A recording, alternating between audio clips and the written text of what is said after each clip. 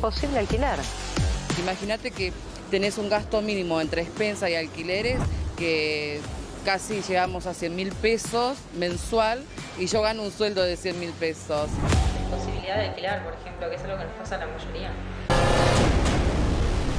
Los alquileres se fueron para arriba también muchísimo, no hay una regulación para el común denominador que casi todos alquilamos. Creo que vos lo alquilaría temporario. Y le puedo ajustar cada 3 meses, ¿no?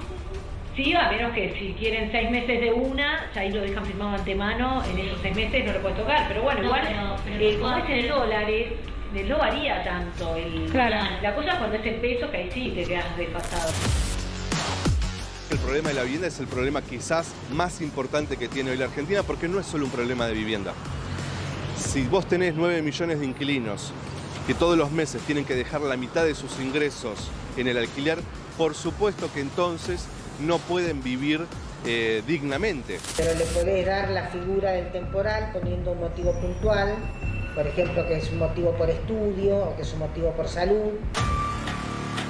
Son cada vez más los que vuelcan sus unidades al mercado de alquileres temporarios, que está en cierto grado de opacidad, ¿no? Está un poco por fuera de los radares de la ley.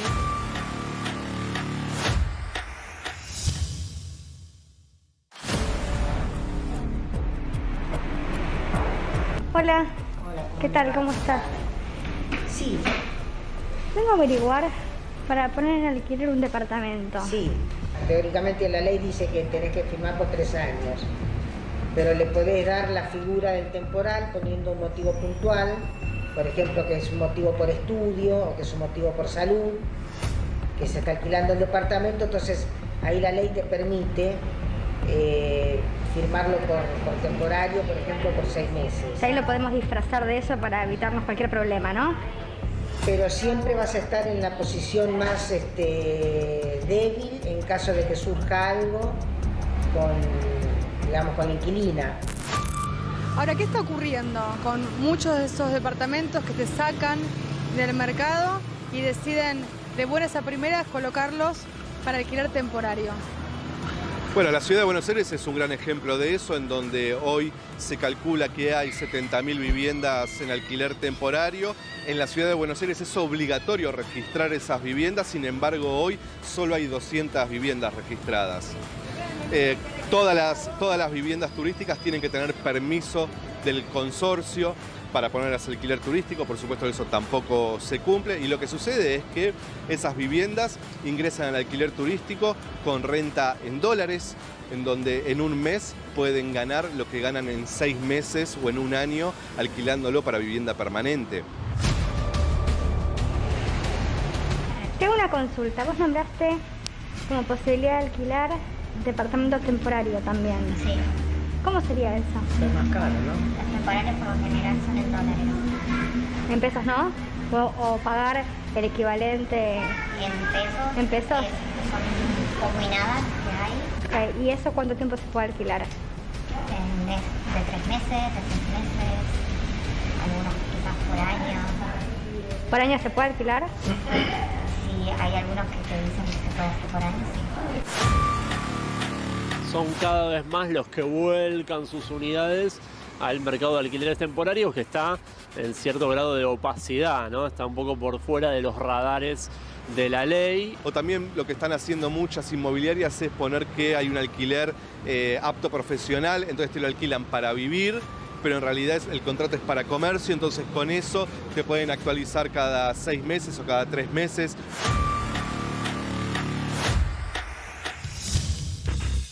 No figura así de manera expresa en las encuestas. Cuando uno ve la preocupación, las principales preocupaciones de los argentinos, lo que aparece es la inflación y aparece la inseguridad, pero si uno se detiene y analiza y subdivide la preocupación de la inflación, aparecen los alquileres. Es más, en cualquier conversación de una mesa de gente de clase media aparece la preocupación por dónde va a vivir uno. Porque aquel que alquila y no puede renovar porque cada vez hay menos departamentos o cuesta más caro y llega un momento donde no le cierra más la cuenta del sueldo, cae. ¿A dónde puede caer?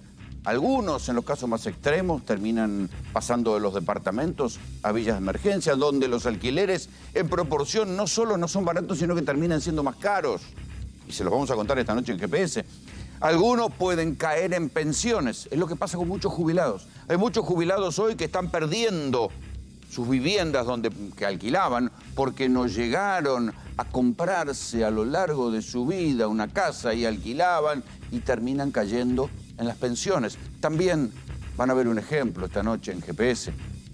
Y si no, si son jóvenes y se fueron a vivir solos y algo pasó, terminan volviendo a la vivienda de sus viejos, lo cual también es una manera de caer. También van a ver esta noche en GPS cómo en las preocupaciones de todos, de absolutamente todos los colectivos ideológicos, los votantes del Frente de Todos, los de Juntos por el Cambio, los votantes de Milei, todos, absolutamente todos, en las primeras preocupaciones les salta la cuestión de los alquileres. Y uno después dice, como si fueran acertijos, esos acertijos que hacíamos de chicos, ¿y qué tiene que ver la Corte Suprema con los alquileres? Y mucho, porque el juicio contra la Corte Suprema, el juicio político a la Corte Suprema ha paralizado el Congreso y en el Congreso se suponía que iban a discutir o por lo menos votar algo para cambiar la ley de alquileres, esta ley de alquileres que en un contexto inflacionario ha profundizado todavía más la bomba de los alquileres.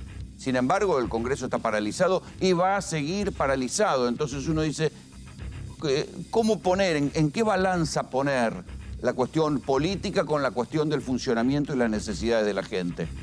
Lo que pasa en la Corte Suprema efectivamente es una vergüenza. Es una vergüenza que no funcione el Congreso. También, por otro lado, también le vamos a mostrar esta noche en GPS lo que está pasando en la Comisión de Juicio Político, donde sin mucha repercusión, porque el común de la gente, claro, asfixiada por la inflación, asfixiada y angustiada por lo que pasa por los alquileres, ¿qué bola le va a dar a lo que sucede en el Congreso, donde la oposición se abroquela en defender a los jueces, hayan hecho lo que hayan hecho, y por otro lado van saltando cada vez más miserias sobre ese poder judicial? Pero volvamos a la cuestión de los alquileres, que es lo que realmente preocupa a la población. Cuando uno saca la cuenta, empieza a haber gente que tiene que destinar, o pareja que tiene que destinar la mitad de su ingreso para alquilar, y tal vez les resulta cada vez más difícil. Y para renovar le piden cada vez más requisitos y no tienen esos requisitos. Y esto genera una angustia cotidiana increíble. Pero si uno da 2 pasos más atrás, si uno lo piensa de una manera un poquito más estructural, dice, che, acá el problema no es, en un país como la Argentina, al menos, con tanto espacio, el problema no es efectivamente, o no debería ser, en todo caso, el mercado de alquileres, sino por qué no se construyen casas. Porque al final del camino, este es el verdadero problema. No se construyen viviendas populares para la clase media y para la clase baja. Se parte de esta idea loca de que el Estado es una especie de bolsillo de payaso por el cual hay que regalar las casas o hay que cobrarlas a un valor irrisorio y así nunca alcanza. El gobierno de Mauricio Macri dijo que había construido una cantidad de viviendas que no construyó, que terminaron algunas a medio construir.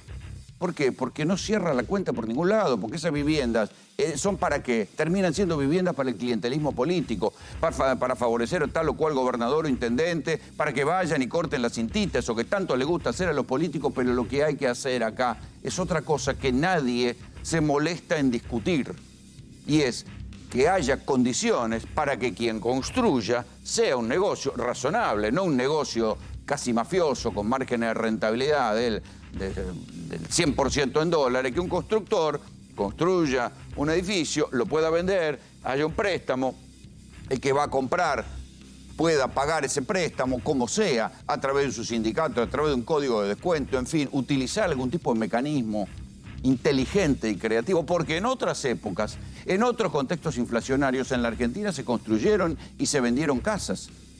Porque piensen en diferentes gobiernos, desde Ilia, Frondizi, la Onganía, la dictadura, y en propio Alfonsín también había inflación y la inflación era más alta que ahora. O sea que la inflación no es una excusa para no construir viviendas y no prestarle a los trabajadores para que puedan comprar su casa. Es absolutamente incomprensible cómo al día de hoy pasó el gobierno de Cristina, los gobiernos de Cristina y de Néstor, supongamos que digan, bueno, no, veníamos del 2001, ok, está bien, pero fueron 12 años.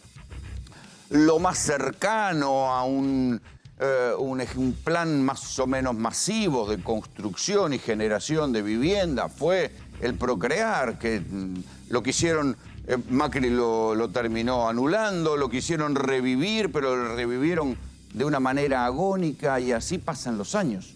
Entonces, al final del camino, la discusión por los alquileres, que es la misma que hay en cualquier gran ciudad de Europa, van a ver también esta noche en GPS lo que pasa en París, por ejemplo, donde tuvieron que regular no solo los alquileres, sino también los alquileres temporarios. Eso que ustedes están viendo es la cantidad de alquileres temporarios que hay hoy en la ciudad de Buenos Aires, con una legislación súper laxa, donde la ciudad de Buenos Aires, la discusión de los alquileres temporarios va a parar a un ente turístico, cuando en verdad es una discusión hoy por hoy del mercado inmobiliario. La cantidad de gente que alquila o dice que alquila o disfraza alquileres temporarios y terminan siendo alquileres reales. Allá hoy por hoy son 20.000 viviendas. Me van a decir que son 20.000 turistas los que están alquilando hoy por hoy viviendas en la ciudad de Buenos Aires. No, terminan siendo alquileres temporarios que terminan en la desesperación, la gente los termina alquilando caro y mal, y esos departamentos de alquiler temporario no son tales. Y sin embargo el Congreso está paralizado. Para discutir estas cosas no sirve. Y tampoco va a servir porque a lo largo del año va a seguir paralizado. Entonces, la verdad que lo único que uno puede decirle a la gente que alquila es que va a seguir sufriendo. Porque no va a haber ley de alquileres mientras siga esta parálisis. Y aunque haya ley de alquileres, la inflación va a seguir generando un corset para que sea casi imposible alquilar en la Argentina, o en todo caso, quien alquila va a ir viendo que se degrada su poder adquisitivo. La verdadera solución sería, pero tal vez ya sea tarde para este gobierno, haberse puesto a construir viviendas para que los que tienen trabajo en blanco puedan pagar su casa, aunque sea a largo plazo, pero haya algún mecanismo de indexación razonable para que se puedan pagar las casas. Miren, construir viviendas no es una ciencia del siglo XXII. Digo, construir viviendas buenas y baratas se hace en todo el mundo. El enigma es por qué no se hace acá. Bienvenidos. Esto es GPS.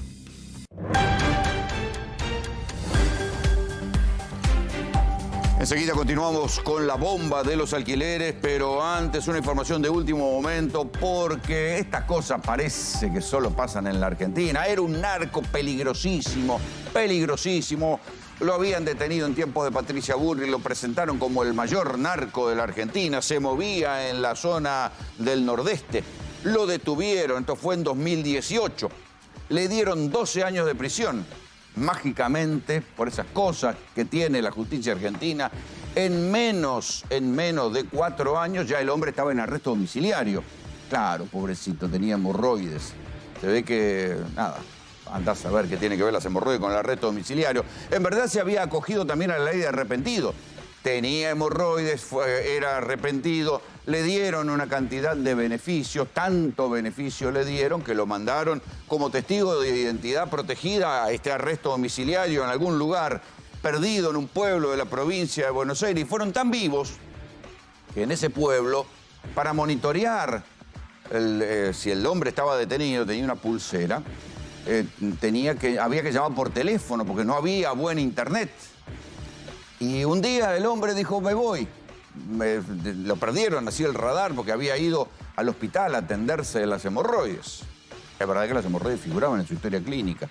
A la segunda vez que dijo que se iba a atender a las hemorroides, Nahuel, este muchacho, Morenita lo llaman, al que era supuestamente el narco más peligroso, se fugó.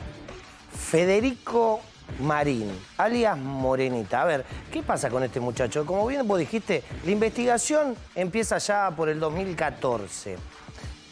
¿Te acordás del caso Itatí? El caso Itatí se llamó Operativo Zapucay o caso Itatí. Sí, claro. Ahí en Villa Itatí, en la frontera con Paraguay, que terminó preso hasta el intendente.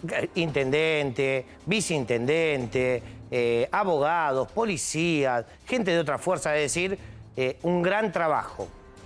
De hecho, todo empieza con 2 mujeres que quedan detenidas, empiezan a entregar un montón de gente. Es más, una de las personas detenidas es la pareja de Di Tulio, la famosa Pepita la Pistolera. Sí. Bueno, había varios narcos muy fuertes, llámese Saucedo, llámese Marín, gente que hasta le distribuía y le entregaba la droga a los monos. Estamos hablando de gente... Claro, o sea, tipos mayoristas. Claro, tipo Eran mayorista. narcos mayoristas que bajaban la droga aquí a las villas de las ciudades. Sí, Ciudad de Buenos Aires, Zabaleta, diferentes provincias de Argentina. Es decir, gente del narcotráfico real, no narcomenudeo. Grande. Narcotráfico real. Mayoristas. Ahora bien, se acoge al plan de arrepentido. Imputado colaborador se llamaría.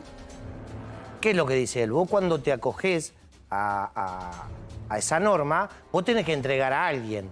¿Sí? ¿Él a quién entrega? Él entrega a un juez y a 2 secretarios. Juez federal de Corrientes, si no me equivoco.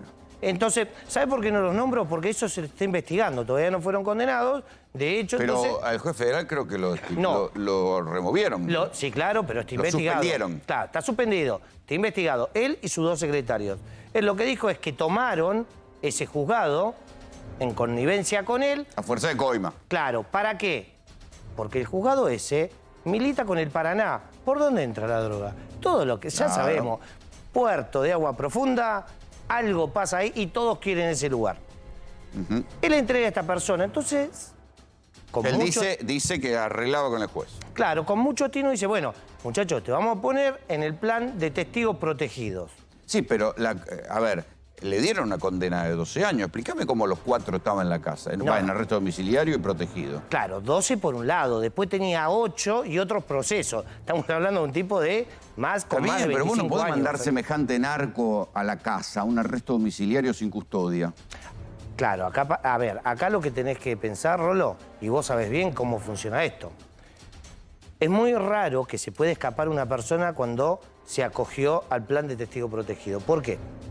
Pues sí, si se escapa lo matan. Primero que si se escapa lo matan. Segundo que te tienen encerrado y tercero que te movés siempre con custodia. Vos no podés... El testigo, o sea, testigo protegido tiene que estar con custodia siempre. Las 24 horas y los 365 ¿Y teléfono para la año. custodia? ¿Qué pasó acá? Claro, algo sucedió. Porque si fue a un hospital a tratarse de hemorroides, que puede ser porque figura, tienen que ir con una custodia. El tema es que al otro día volvió al hospital, o no. Entonces está desaparecida esta persona, no se presentó al juicio. Sí, pero llamen a la custodia y métanlo preso. Claro, lo que pasa es que tienen que empezar a rodar varias cabezas. Primero, hacer el planteo de por qué un testigo protegido, ¿sí? O un arrepentido colaborador de tamaña envergadura. Patricia Bullrich dijo que era el narco más buscado de la República Argentina. Es decir, a esa persona la mandás con domiciliaria. En 4 años estaba en domiciliaria. Claro, el tema es, tenés 3 puntos para mirar. A ver, el primero, el hombre se fue al hospital y se profugó dejando, acá presta atención, porque él no estaba solo. Él estaba con la mujer y con los 5 hijos. Y los dejó. Y los dejó, desapareció, no volvió. Ahora bien, no volvió porque se fugó, no volvió porque le pasó algo y nunca nos enteraremos, o no volvió porque muchas de estas personas le sirve mucho a ponerle la DEA, por ejemplo. Bueno, él se supone que había hablado también con la DEA. Total, la gente de la DEA es la que recomienda mantenerlo protegido por los datos que iba a dar. Mientras esto sucede en la Argentina, donde uno de los grandes narcos se escapa, quiero que vean este video. Recuerden que la semana pasada yo les hablé y puse aquí sobre la mesa si había que hacer como en El Salvador. En El Salvador era el país con mayor índice de homicidios de América Latina y hoy se convirtió, según las propias estadísticas que todos reconocen, en el país más seguro de América Latina. Metieron presos a los pandilleros y esto abrió un debate tremendo. Por un lado, la gente en El Salvador apoya esta idea porque les quitó las maras de encima de las calles y la gente puede volver a salir a las calles sin temor a que los maten. Y por otra parte pasó esto que es de prever. Metieron presa gente, aprovechando del estado de emergencia, que sería el equivalente a nuestro estado de sitio, metieron presos a tipos solamente por denuncia de un vecino, por portación de un tatuaje, sin demasiado proceso y sin demasiada orden legal. Pero esto es lo que, a ver si podemos ver, cómo hoy el presidente de El Salvador, Nayib Bukele, se jactó de haber inaugurado la mayor cárcel de América Latina. Un penal donde van a albergar a 40.000 personas. Entonces, el contraste es muy impactante. ¿Sí? Bueno, por un lado, nosotros acá no podemos ni sacarle el celular a los presos sin que aparezca un juez que diga, no, estamos violando los derechos humanos, y entonces, y desde la cárcel los presos puedan seguir armando sus amenazas, por ejemplo. En El Salvador directamente optaron por esto, por esta solución. Ahí creo que tenemos el video donde se ve a Bukele recorriendo la cárcel. Ahí está, a ver si lo podemos ver. Ahí está.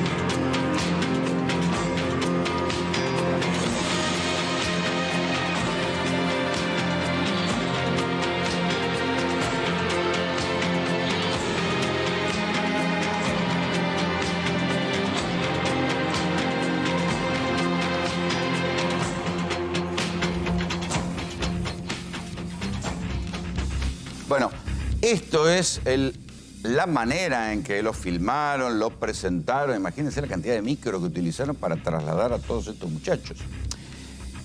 El problema es que acá uno dice, che, y todos estamos de acuerdo en que tiene que funcionar el Estado de Derecho, pero pareciera que para cuestiones como la inseguridad, el Estado de Derecho empieza a encontrar límites y niveles de ineficiencia y de corrupción que no se condicen con las soluciones.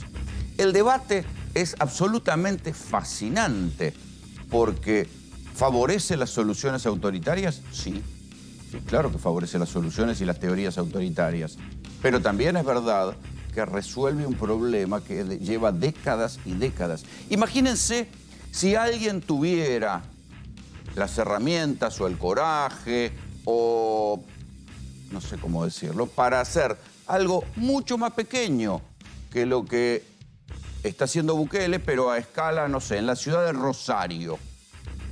Si hubiera una buena inteligencia criminal que supieran quiénes son los que manejan, las bandas que manejan Rosario, que tienen copados los barrios, y ¿saben qué? Los meten presos. Y los mandan a una cárcel donde no van a tener celulares. ¿Cuál sería la postura? En Rosario, ¿qué actitud tendría la población? Y por otra parte, ¿cuál sería la reacción del Estado de Derecho? Por no decir los organismos de derechos humanos, porque es verdad que Amnistía Internacional está criticando la solución de Bukele y tal vez el debate es más profundo, porque si va a haber un daño colateral en la lucha contra el delito, ¿quién lo paga? ¿Lo tienen que pagar los que van presos o lo tienen que pagar la población civil? Porque tal como están las cosas hoy, es la sociedad la que termina pagando como un daño colateral la liberación de un violador que vuelve a violar y matar, la liberación de un narco o la fuga de un narco como este que va a seguir vendiendo droga, va a seguir envenenando gente, la liberación de un asesino que por una triquiñuela legal y por tener un buen abogado, haber garpado a un fiscal para que cambie la carátula, vuelve a salir a la calle. La liberación de un chorro que tiene unos mangos en el bolso y le da a la policía para que la policía no deje que esto conste en actas y vuelve a la calle. El daño colateral de las muertes, los daños, los traumas, el malestar que genera cada uno de esos tipos mal liberados, lo paga la sociedad civil. Por eso, hoy por hoy, las encuestas indican que el presidente de El Salvador, haciendo esto, que es absolutamente criticado por organismos de derechos humanos, tiene arriba de un 80% de apoyo. Y tal vez no se pueda presentar a la reelección porque la Constitución lo prohíbe.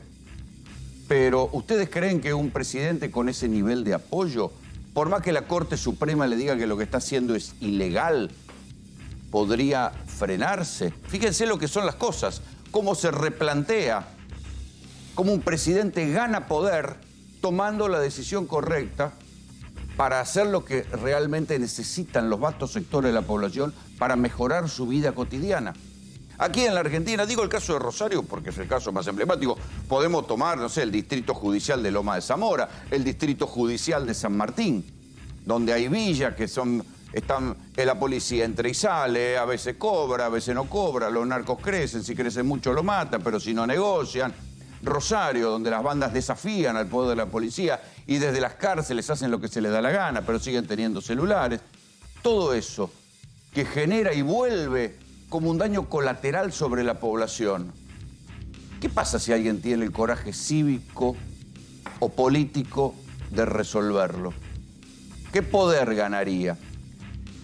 Las cosas se están poniendo tan mal, que ahora van a ver, y yo sé que esto los va a sorprender, van a ver un video de una banda de payasos. Vecino de Villa 9 de Julio, les informamos que en 48 horas la organización de Max Ali Alegre, alias Alicho, y el gordo Blas Gómez no abandonan la Villa 9 de Julio, van a ser desbaratados a sangre y fuego por nosotros. Les informamos que no salgan de sus casas ya que el territorio tiene dueño y esta organización lo ha tomado sin ningún contrato. Es un video de payaso, pero no es joda. ¿Quiénes son estos muchachos, Nahuel? Mirá, esto es un video que empezó a circular el viernes a la noche. ¿Cuánto es lo que dan? El plazo de 48 horas. ¿Por qué? Vos no te olvides que esa Están amenazando a narcos reales, de los cuales nosotros hemos contado su historia cuando fue el momento de la cocaína adulterada en Puerta 18, en Puerta 8, perdón. En Puerta 8, sí, pero esto es del Rengo Pacheco. ¿Te acordás del Rengo Pacheco? Que manejaba la Villa 9 de Julio, pero la realidad es que vivía en una casa quinta inmensa y hermosa en Parque Leloir. Un narco antiguo ese. Claro, bueno, se ve que no lo vieron durante 40 años, pero lo vieron ahora. Entonces lo detuvieron. ¿Qué pasa? Perdió el territorio. Territorio muy fértil. Villa 9 de Julio, territorio fértil para el narco. San Martín, partido de San Martín. Partido de San Martín. Empezaron a pelear el territorio. Algunos te mencionan a un tal Alicho, otros te mencionan bandas de Rosario, te mencionan varias bandas que todos quieren ese lugar. Está bien, pero el rumor en el bajo fondo, digo, para que después no se hagan los sorprendidos, empiecen a averiguar, es que son sectores que se desprenden del narcotráfico de Rosario que quieren bajar a disputar los territorios acá en la Villa de Buenos Aires. Mira, hablando con personal policial y en el área de investigación, tienen muy claro que en San Martín ya hay gente de Rosario operando. De hecho, detuvieron hace poco al que después de cometer un homicidio, que se escapa en un BMW, que lo detienen. Era de Rosario, era de Santa Fe la persona detenida. Es decir, ellos saben que ya están ganando la jurisdicción. Claro. Y prepárense, porque ahí el tipo de guerra no es... O sea, si nosotros muchas veces nos horrorizamos de la manera en que se matan a tiros en las villas del conurbano norte, prepárense si lo que se desata es una guerra entre bandas de Rosario que bajan acá a disputar el territorio, porque no hemos visto nada. No, totalmente. A ver, yo recién explicabas algo vos muy bien y que yo te quería decir. A ver, vos decís, ¿por qué no se puede hacer lo de Bukele acá? Por la corrupción, Rolo. Porque allá lo que no están permitiendo, de hecho, Bukele la orden, la última que dio es la comida del detenido la paga el detenido, muchachos. No tiene plata, la paga la familia del detenido. Pero el Estado no va a gastar en comida para un delincuente. Yo no sé si está bien o está mal. No, la verdad que no lo sé, no lo puedo estudiar. En todos los manuales de penitenciarios y de derechos humanos y de tratamiento, eso estalla por todos lados. El problema es que tampoco la legislación y las maneras habituales de encarar el delito podían hacer nada con la organización súper sofisticada que tenían las pandillas en El Salvador, las famosas maras. Total, mira, para ir a la 9 de julio, que es el video que vos estás viendo en pantalla, bueno, eso lo que dicen es que van a ir a ganar el territorio y van por la cabeza del Gordo Blas. El Gordo Blas es uno de los que está sindicado como que está manejando la villa porque Alicho está detenido. ¿Sí? Eso lo presentamos nosotros hace 1 año y medio. Hace muchísimo lo venimos presentando. Pero el tema es el siguiente. Las armas que tienen, verás que no son de juguete, se escucha la aguja percutora cuando golpea, es decir, la gente ayer a la noche se estaba yendo. Me llamó gente ahí adentro, me mandaba videos de gente yéndose de la villa, porque sabe que está bien. Hoy el sitio operativo Saturación, está toda la policía, gendarmería adentro. ¿Cuánto tiempo? ¿1 semana? Sí, claro. Después van a venir. Y lo otro, muy puntual, mira, hace unos días pasó algo muy grave Pero, adentro. a ver, detenete ahí. ¿Es necesario que nosotros nos enteremos de cómo se amenazan las bandas narcos y nadie haga algo inteligente para que los tipos no tengan semejante ostentación? Porque supongamos que no bajen y en Rosario siguen estando igual, y en San Martín siguen estando igual, y en 3 de febrero en Fuerte Apache siguen estando las mismas bandas históricamente que van cambiando un líder tras otro, pero los lugares se siguen manejando. Y en la 1114, donde la semana pasada nosotros les mostramos que metidos los narcos peruanos presos, ahora hay otras bandas ya disputándoselos. Ese es el punto donde uno dice, che, las maras de El Salvador que habían escalado a un nivel que provocaban y desafiaban al Estado, porque esta decisión de Bukele arranca cuando el año pasado, en un fin de semana, matan 82 personas. Y El Salvador es un país mucho más chico que Tucumán. Entonces el presidente Bukele dice, bueno, basta, viejo, acá arranca la guerra en serio, y los empezaron a detener directamente, con o sin autorización judicial, y detuvieron en principio 20.000 personas y después siguieron deteniendo gente vinculada a las maras hasta que pacificaron el país. Esos son algunas imágenes de los operativos de El Salvador.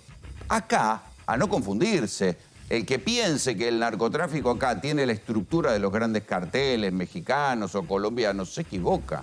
Acá se parece, en todo caso, a pandillas como las maras, mucho más chiquitas y peor organizadas. Entonces, si son más chiquitas y peor organizadas, ¿me van a decir que no tienen una manera inteligente de terminar con ellas? La tienen, no tienen el coraje político para hacerlo. Después dicen, no, vamos a abrir la unidad de investigación financiera en Rosario, hay quien lava el dinero. Y la Corte Suprema dice, estamos preocupados por lo que puede pasar con nuestros jueces y nuestros fiscales en Rosario. Sí, hacen bien estar preocupados, porque como no hagan algo en serio, un día van a matar a uno. Porque es lo que sigue. Cuando el narcotráfico desafía al poder del Estado, hace 2 cosas. Y eso ya se vio en México. Empieza a matar jueces y fiscales y periodistas. Es así de sencillo. ¿Qué están esperando? ¿Que pase eso? Todavía esas bandas pueden ser encapsuladas, metidas presas, desarticuladas. No, se mandan videos, se amenazan unos a otros. En cualquier momento los rosarinos bajan a disputar el territorio conurbano. Ahí está. Los payasos que amenazan, un narco amenaza al otro. ¿Cuál es la respuesta del Estado? Ninguna. No se Mirá sabe. cómo será, peor todavía. Yo te voy a confesar algo que obviamente no te voy a decir la fuente. Claro, salió el video y llamaron. Dijeron, hola, Fiscalía de turno, ¿cómo le va? Hay un video donde hay muchachos con careta y vestidos de policías. Claro. ¿Y qué dijeron? No constituye delito. Dice, no, si es un video de la tele, eso es mediático, no me interesa. Claro. Otro fiscal vivo dijo, no, para que se nos va a venir esto. Y ahí instruyó de oficio y hoy están investigando. Perdón, además, esto nosotros lo mostramos con la preocupación que nos da que en un momento dado recibimos un video sobre cómo preparaban las armas y decían, vamos a ir a tirarle a la cárcel de Marco Paz. Y fueron y tiraron sobre la cárcel de Marco Paz. Entonces, cuando estas amenazas existen y circulan y se hacen públicas, después las ejecutan, porque en ese momento balearon la cárcel de Marco Paz. Totalmente. No, a ver, yo creo que esto no es una cuestión si es mediática o no mediática.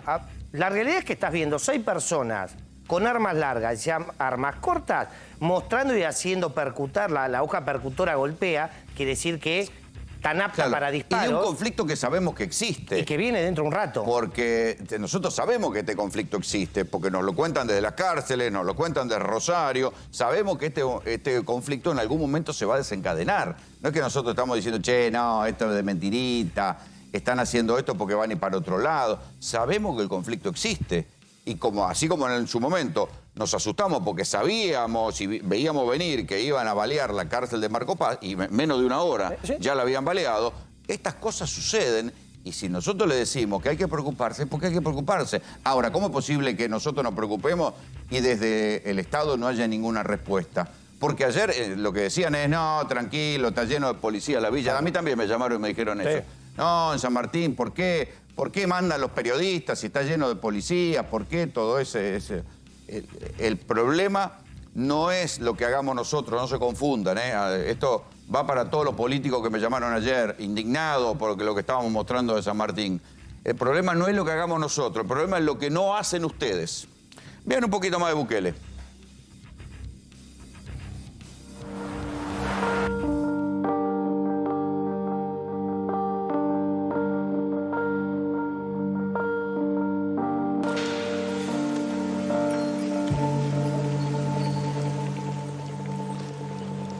Eso que ustedes están viendo es la cárcel, la mega cárcel que inauguró el presidente Bukele en El Salvador. Es el país más chico de América Latina, pero inauguró la cárcel más grande de América Latina. Se llama el Centro de Confinamiento del Terrorismo. ¿Por qué le llama terrorismo?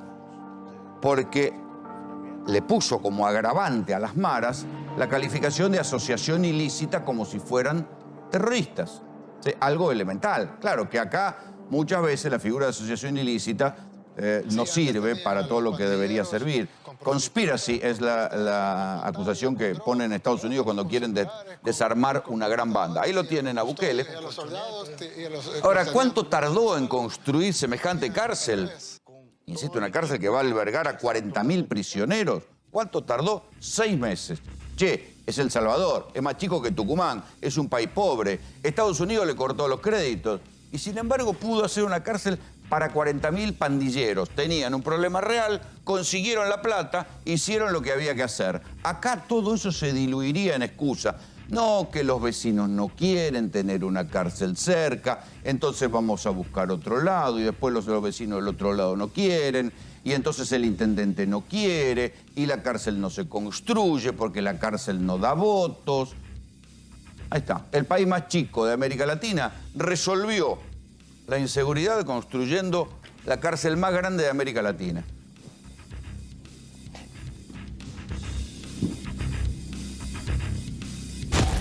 Y alquileres por las nubes. Sobre todo en la ciudad de Buenos Aires, que viene manteniendo precios muy por encima de la inflación. ¿Sí? Más de un 100% a nivel interanual han incrementado los alquileres. Para la clase media, buena parte de sus ingresos se va en el pago de alquileres.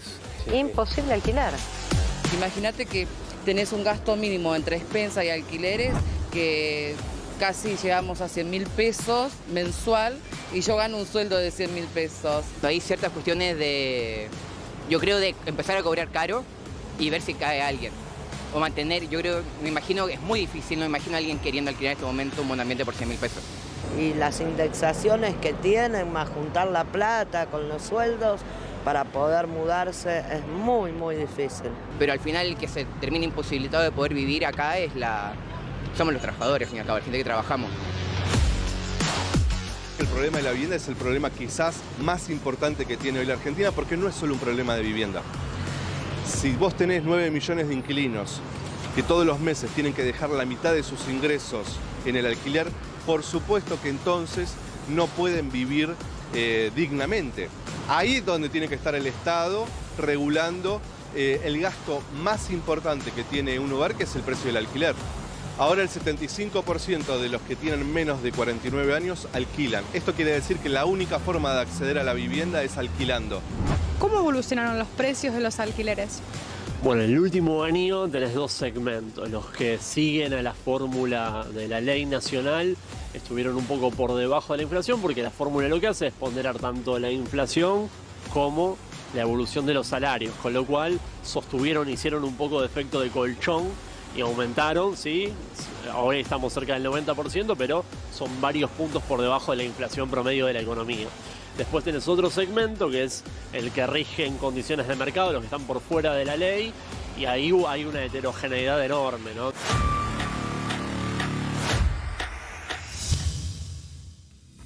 Enseguida van a ver un focus group. ¿Qué es un focus group? Es una encuesta, digamos, donde no solamente las encuestas habituales miden, qué sé yo, intención de voto, preocupación de la gente por tal o cual cosa, pero son cuantitativas. Los focus group son encuestas donde hay personas que representan un determinado universo y van contando y van opinando sobre algo, y la escucha atenta de la persona puede llegar a sacar conclusiones políticas interesantes para un gobierno o para un candidato. Van a ver un focus group con diferentes grupos de gente, lo del Frente de Todos, lo de Juntos por el Cambio, lo que votan a Milei, y ahí van a descubrir que la principal preocupación que recorre todo ese focus group y que aparece permanentemente es los alquileres. Sheila Wilker es directora de la consultora 3.0, que hizo este focus group, los alquileres y los alquileres para todos, ¿eh? ¿Cómo te va? ¿Qué haces, Rolo? Sí, conjuntamente con Raúl Timerman. Ah, pero Raúl es de la casa, por eso. Raúl es de la casa, es nuestro. Pero es un estudio que hicimos de modo conjunto. Y sí, efectivamente. Pero contá primero qué es el focus. Bueno. Porque no es una encuesta precisamente. Sí, bueno, vos, Rolo, hiciste una pequeña introducción. Nosotros no lo llamaríamos encuesta, lo llamamos estudio. Es un tipo de estudio, un tipo de investigación que trabaja tratando de entender por qué es, escuchando. Que los gobiernos hacen también, encargan. ¿Cómo? Para entender el pulso de la sociedad. Por supuesto, porque muchas veces los datos cuantitativos te dicen más o menos cómo se distribuyen las opiniones, pero es difícil entender cómo se forman y cómo se asientan. No, y si querés cambiar la opinión de alguien, tenés que intervenir sobre lo que le pasa. Exactamente, es para entender en profundidad esos números que vemos habitualmente en las encuestas, y bueno, trabaja con grupos reducidos de personas, ordenados alrededor de algún criterio. En este caso, creo que lo que vamos a ver hoy son jóvenes ordenados alrededor de un posible voto a el espacio oficialista o al espacio de Juntos por el Cambio o al espacio de Avanza Libertad de Milei.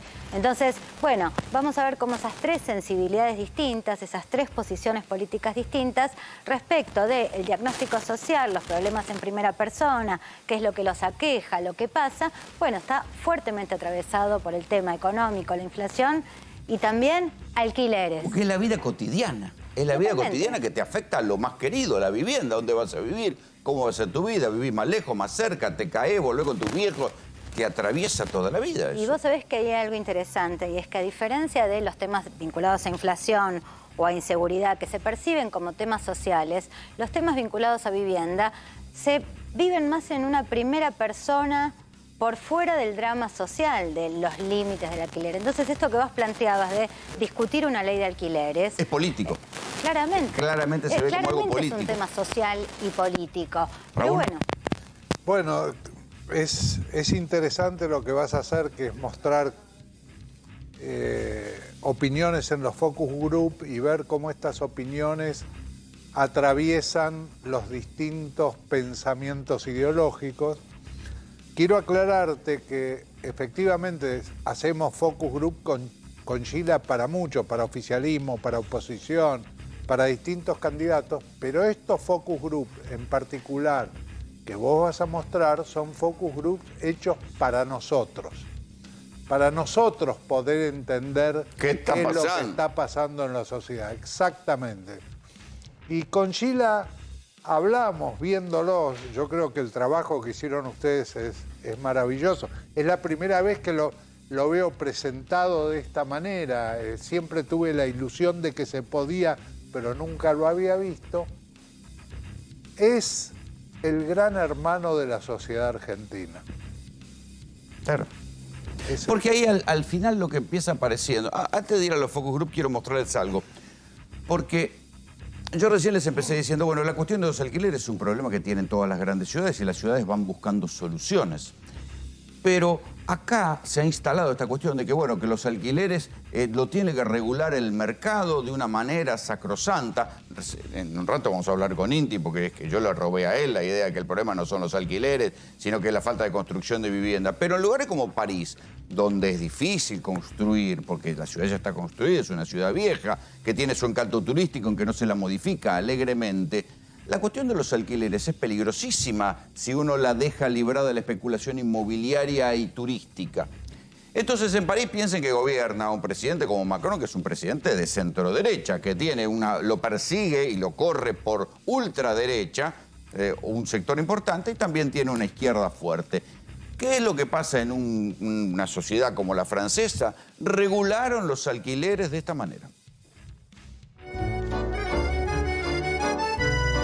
París, como las principales ciudades del mundo, tiene un déficit habitacional muy importante, una complicación para los que deciden vivir en una gran urbe. Esto significa una altísima demanda de departamentos para alquilar y una muy baja oferta. Incluso situaciones que ha hecho que los distintos gobiernos regulen fuertemente tanto lo que es los alquileres normales como la explosión de los alquileres turísticos.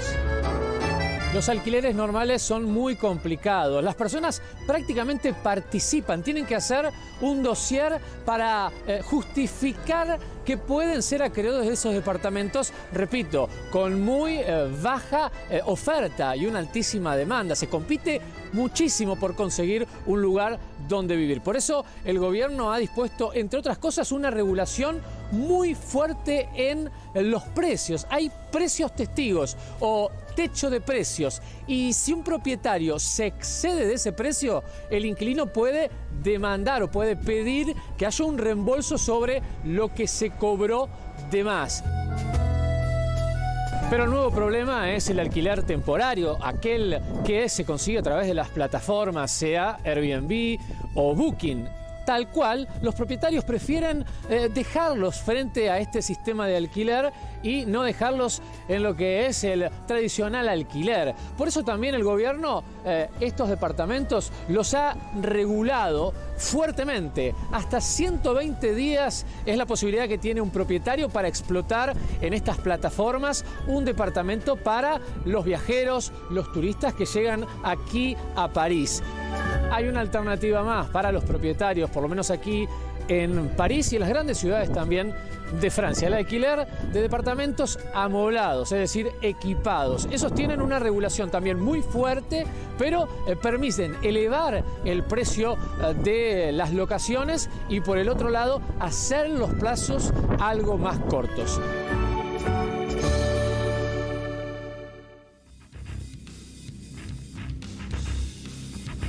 Bueno, esto es lo que pasa en París. Esto es lo que pasa en París. En la Argentina, claro, imagínense, el debate sobre si hay que regular o no los alquileres termina siendo una cuestión absolutamente ideológica. Y mientras tanto, el Congreso paralizado. Cuando uno ve esto, ahí sí es donde la gente dice, bueno, es una discusión, un debate de los políticos. La ley de alquileres es un debate de los políticos. La ley fracasó, se quejan los inquilinos, se quejan los propietarios. Yo no sé cómo han logrado que se quejen ambos, pero la ley fracasó. Y entonces, ¿qué reclama la gente? Bueno, pero ahí, viste, ese punto que vos acabas de tocar, si vos escuchás cómo la gente expone el tema de los alquileres, aparece como un problema en primera persona y no como un problema de carácter social. Yo te decía que para mí esa es una distinción importante con el tema de seguridad o de inflación, porque el drama inmobiliario, el drama del alquiler, yo te diría, incluso las humillaciones que por ahí sufren los inquilinos en el proceso de intentar alquilar una propiedad, bueno, por lo general, y fíjate, escucha bien, parte del informe que vas a presentar, vas a ver que está muy fuertemente presentado como un drama en primera persona antes que como un drama social. Y creo que esto es una de las primeras cosas a tener en cuenta. ¿Y por qué cuando vos le presentás el problema de la vivienda, como cuáles son los principales problemas, no aparece como prioridad, ¿no? Digamos, de alguna manera la inflación como problema se engloba, devora todo y enloquece todo. Lo devora todo, ¿no? Digamos, pero en los segmentos jóvenes, bueno, Creo que también por la incidencia que tiene el alquiler en los segmentos jóvenes, sobre todo la segunda juventud, no la primera juventud, bueno, ahí vos ves cómo el tema es un tema de primer orden y es algo que está en la cabeza de los electores. Por supuesto, no es que alquilaste... El tipo que tiene sueldo en blanco, una pareja con 2 sueldos en blanco, piensa, bueno, tenemos que poder alquilar y vivir. Y sí, ya no es así, ya no es un dato de la realidad.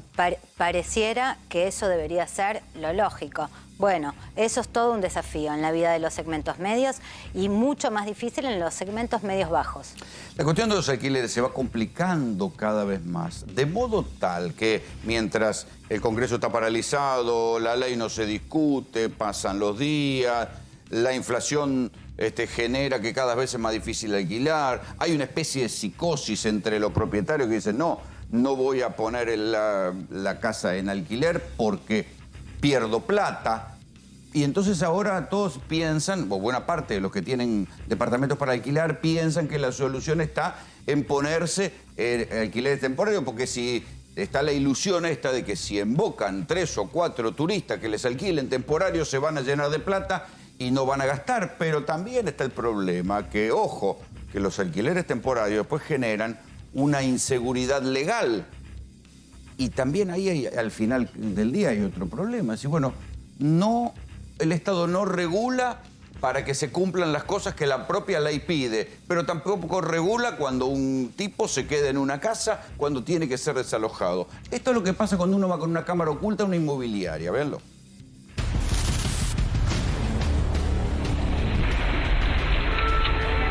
Hola, ¿qué tal? Muchas gracias. Nada, ¿qué tal? Mira, vengo a averiguar porque tengo un departamento para poner en alquiler. ¿Alquiler común o temporario? ¿Me podrías asesorar vos sobre eso? Yo lo que quisiera es tener, en la medida de lo posible, por supuesto, ¿no? Tener el departamento ocupado y no perder de una forma dramática frente a la inflación. A ver, si el tema es que vos necesitas hacerte una buena renta, no te recomendaría el alquiler a 3 años. No te recomendaría el alquiler a 3 años. Si vos querés sacarle una ganancia, siempre le vas a sacar mucho más si lo haces temporal. Lo que sí tenés en el tradicional es que el alquiler, con la ley esta que es por 3 años, tenés ajustes anuales, o sea, tenés esa desventaja. Claro. Sí, yo le estaba preguntando a ella si había alguna forma de hacer digamos, alquilarlo de forma de vivienda, pero con un ajuste. Sí. Como hacer o sea, pasa que sin muebles y yo dije que puede ser riesgoso, porque el que está adentro le puede exigir después, claro, sí, puede llegar a tener, tampoco ningún inquilino va a querer en esa modalidad. Yo creo que vos lo alquilaría temporario. Y le puedo ajustar cada 3 meses, ¿no? Sí, a menos que si quieren 6 meses de una, ya ahí lo dejan firmado de antemano, en esos 6 meses no lo puedes tocar, pero bueno, igual, como es en dólares, no varía tanto. Claro. La cosa es cuando es el peso, que ahí sí te quedas desfasado. A pesar de que es una ley nacional, hay inmobiliarias que no lo cumplen, ¿no? Definitivamente, y eso es producto de la dificultad del monitoreo, de la supervisión de una ley donde el campo de aplicación es todo el territorio nacional y además la cantidad de contratos que están en funcionamiento son cientos de miles, ¿no? O sea, todo el mundo está haciendo el tema del temporario, pero tiene sus riesgos. ¿Y cuál sería el riesgo mayor que podemos tener con eso? Que se te queden 3 años, porque la ley si interpreta el contrato como por 3 años, se te quedan los 3 años adentro. Lo cual no significa que no te paguen. Claro, no te pagan el precio que quieren. Van a pagar el precio que quedó ahí congelado. Bueno, pero podemos tomar el riesgo entonces. La mayoría de la gente lo está haciendo. Sí, se puede manejar, no te hagas problema. El mercado inmobiliario elabora miles de estrategias para incumplir las leyes, pero hay que ser muy claro, porque puede hacerlo. Argentina tiene una característica y es que cuanto más viviendas se construyen, más quedan vacías. El Estado no se mete, deja que el mercado decida quién puede acceder a una vivienda y quién no, y por lo tanto tenemos 9 millones de inquilinos en la Argentina, 1.200.000 en la ciudad de Buenos Aires, que tienen que buscar un lugar donde vivir en la ley de la selva. Esto es lo que pasa hoy. Está instalado la idea de que el que pone su departamento en alquiler pierde plata. ¿Sí? Y por otra parte, los inquilinos también se quejan porque con la indexación anual les cae una indexación y un aumento del 100%. Supongamos que todavía tienen más años de contrato. De un año a otro les cayó un 100% de aumento. Si pagaban 50, pagan 100. Si pagan 100, empiezan a pagar 200. No hay bolsillo que aguante. No hay paritaria que aguante. Entonces, cuando uno ve qué pasa con los que retiran los departamentos, dicen, participan de esta ilusión que uno se va a llenar de plata poniendo los departamentos en alquiler temporario. Pero los alquileres temporarios no solo son un peligro, porque ustedes veían recién a la gente de la inmobiliaria que decía, sí, si el tipo se te queda a los 3 años y ahí perdiste. Pero también retiran las propiedades y esto genera que haya menos demanda. Facundo Di Filippo fue legislador de la Ciudad de Buenos Aires. ¿Hay un acuerdo, hay una tolerancia especial en la ciudad a los alquileres temporarios, concretamente al Airbnb, que es como el Uber de los departamentos? Sí, básicamente lo que hizo la ciudad fue firmar un acuerdo que lo declaró secreto. ¿Cómo secreto? Sí, aunque está prohibido, en su articulado dice que es secreto. ¿Cómo secreto? Bueno, es secreto, no pueden hacerlo básicamente porque la ley de acceso a la información... ¿Es un acuerdo o no puede ser secreto? Bueno, es un acuerdo que dice que tienen que mantener el secreto de la información del convenio entre la empresa y el gobierno de la ciudad y donde la ciudad aparte se compromete a no regular a la empresa ni legal... Pero eso se acaba con una ley. Se acaba con una ley. Dice, pero también a su vez que no va a colaborar con quien pretenda regular legal o económicamente a la empresa Airbnb. No obstante eso, la ciudad tiene una ley que regula el alquiler temporario, una ley que salió en 2019, que nosotros criticamos fuertemente. Es una ley que también en el pedido de acceso a la información que realizamos tuvimos respuestas de que, por ejemplo, en los 28.000 alquileres temporarios que se calculan ahí en la Ciudad de Buenos Aires, hay 357 registrados en el registro. Nada más. De 28.000, 357. De esos 28.000 tampoco... Pero yo te digo, me pongo del otro lado y te digo, ¿qué tiene de malo si yo quiero tener un departamento que lo tengo en alquiler y yo desconfío de la ley de alquiler y quiero poner en alquiler temporario? ¿Qué tiene de malo? Uno con su casa hace lo que quiere. Sí, bueno, el derecho a la propiedad también, digamos, tiene una limitación que también tiene que ver con la función social que tiene la propiedad, ¿no? La propiedad en la Argentina, la función social de la propiedad fue retirada de la Constitución Nacional. Eso no está regulado, digamos. No está regulado. Y los gobiernos tienen que hacerse cargo de un problema social que es evidente. Como vos antes mencionabas, el problema evidente del narcotráfico y que el gobierno no se hace cargo, hay un problema de acceso a la vivienda que es evidente y que los gobiernos también tienen que hacerse cargo. Hay un debate muy profundo.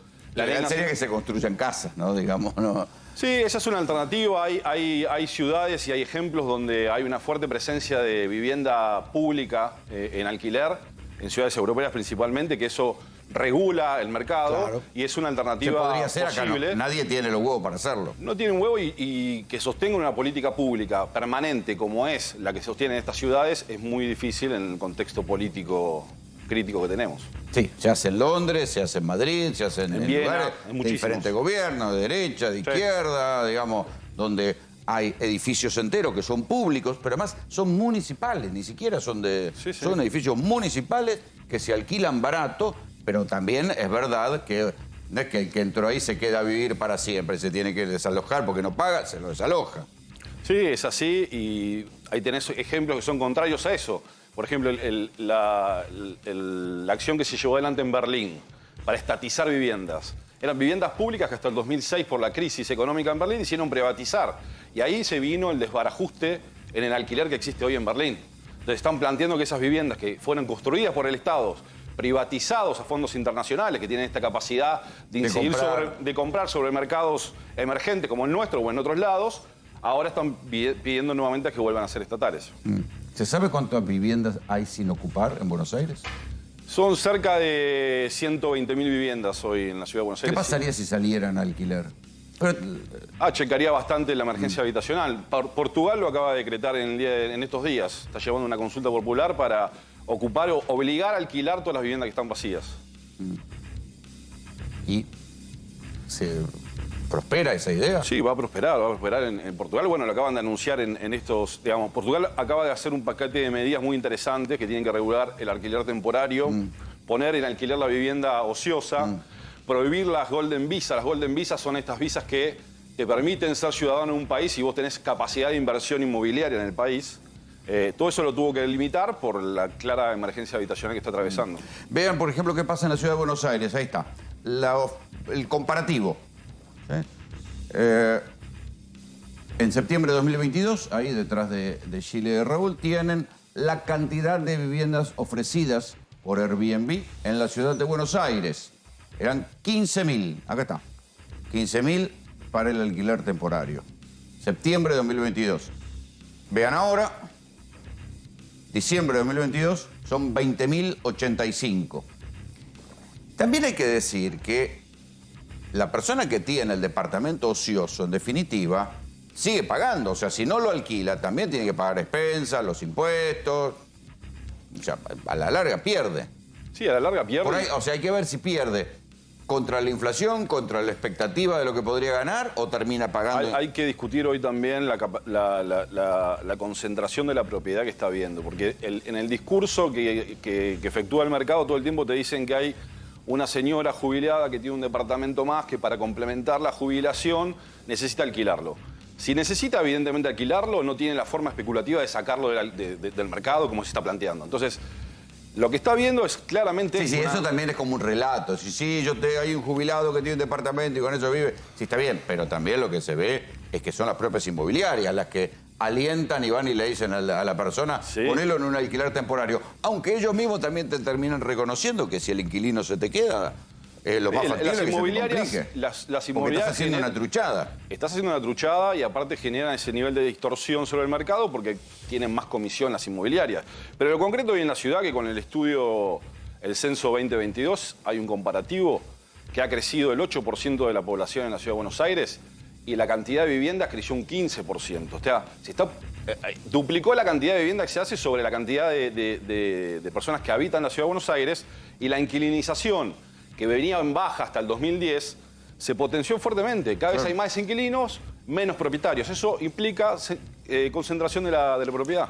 Pero recién yo les decía que esto que nosotros estamos mostrando como un problema urbano es un problema social que aflora cuando se hace esto, cuando en un focus group, cuando uno le pregunta a la gente de diferentes simpatías políticas qué es lo que le preocupa. Vean cómo le preocupan los alquileres. ¿Cuál es el aumento más heavy que se acuerdan así en el último momento que dijeron, ¿qué pasó acá? Alimentos. Sí. Los alquileres se fueron para arriba también muchísimo. No hay una regulación para el común denominador que casi todos alquilamos. Y los alimentos tampoco. Y no es una sensación, como dicen algunos. Si tenemos que analizar qué se viene en este 2023. Durísimo.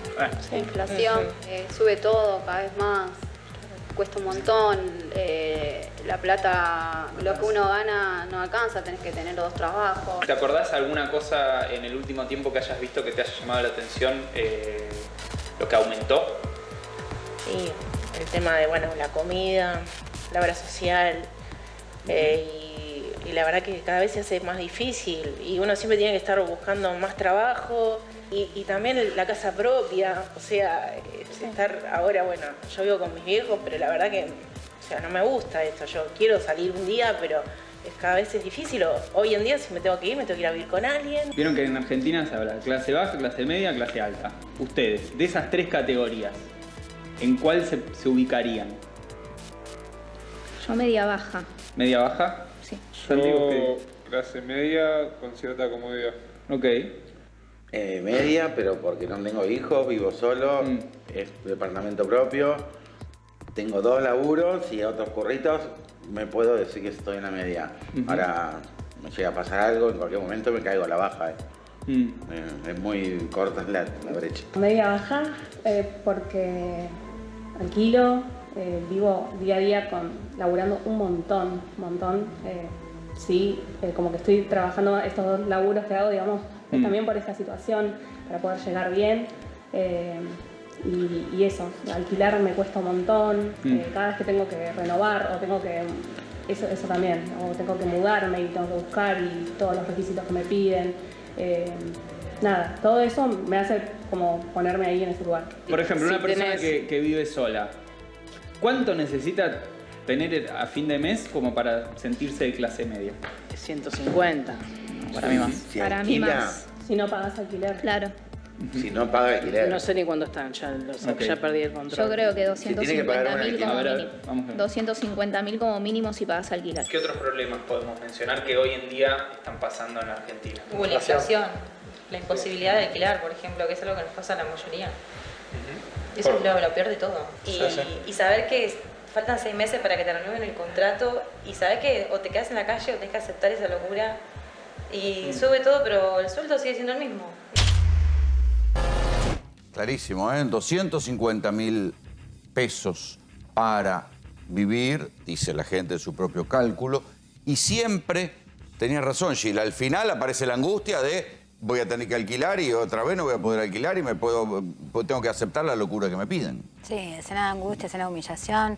Una cosa que por ahí está buena en la etiqueta es votarían.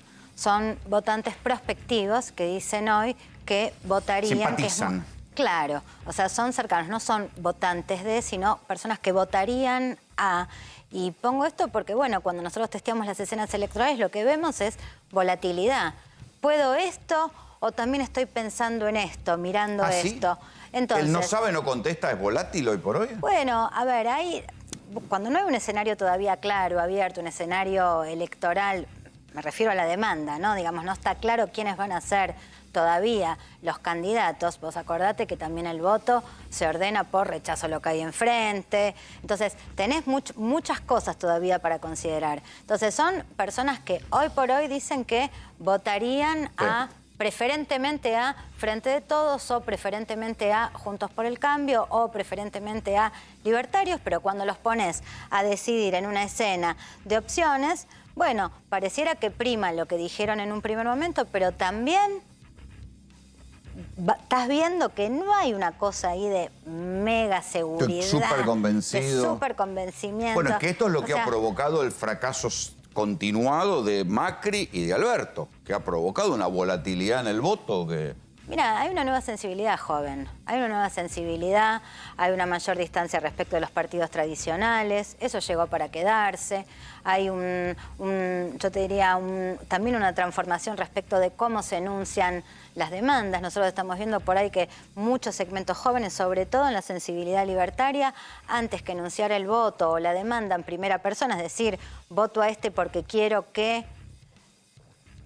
Si voto a este sé que yo voy a estar mejor, o sea, en lugar de incorporar la primera persona, es un voto que dice, voto a este porque quiero que los destruyan a estos otros, ¿no? Digamos, Claro. empiezan a aparecer... Ahora, la mala noticia para estos votantes de los 3 espacios es que a esa angustia por inflación y por alquiler les espera un año de que no va a cambiar nada en lo estructural. Nada va a mejorar demasiado. Bueno, sería difícil bueno, que haya una nueva ley de alquiler, sería bueno, difícil que se resuelva la inflación. Rolo, sería bueno que la ley de alquileres se discuta más allá, digo, hasta ahora siempre que se intentó discutir, entró con otros temas que eran más políticos, con lo cual cayó en la bolsa de la tensión política, después no logró pasar al recinto. Entonces sería bueno que la dirigencia política, bueno, algunos temas que hacen a temas La vinculados vida cotidiana. a la vida cotidiana no los pospongan en función de la escena estrictamente electoral, ¿no? ¿Por qué hay tanta distancia entre las necesidades básicas de la gente que en este caso se podrían ordenar con una ley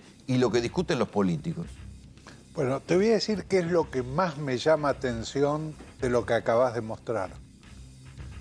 No aparece ni el Estado en el diálogo, ni el Congreso, ni los políticos. Es decir, los problemas de la gente tienen una dimensión personalizada en la gente y no les aparece que los políticos podrían darle soluciones. Aunque sea un alivio, ya que no una solución, un alivio. No aparece. ¿Y por qué no aparece? Porque los políticos de eso no hablan. No aparece un político diciendo, miren, yo sé que el problema de los alquileres es serio, yo voy a trabajar para esto, para esto, para esto. Sé que el problema de la vivienda es que, en serio, tengo un plan para que a través del banco hipotecario, lo que sea, se pueda construir vivienda. No, todos lo prometen, ninguno lo detalla. No, pero en este momento ni siquiera lo prometen. En este momento porque no saben qué carajo hacer. No hay planteos. No hay planteos sobre vivienda. Mira, yo sigo muy de cerca, porque con Sheila seguimos muy de cerca la actividad de los políticos y la política. Yo veo a un Sergio Massa en la India luchando con el Fondo Monetario Internacional. A ver si consigue los dólares. Para tratar de conseguir los dólares. Luchando con bancos para tratar de aumentar las reservas. Pero lo veo como un tipo con su equipo en una lucha solitaria. Y mientras por el tanto, otro lado, el albertismo y el cristinismo discuten si hay paso o no hay paso. Exactamente. Y por el otro lado, va a pasar un año así. ¿Qué hace el gobierno? Nada.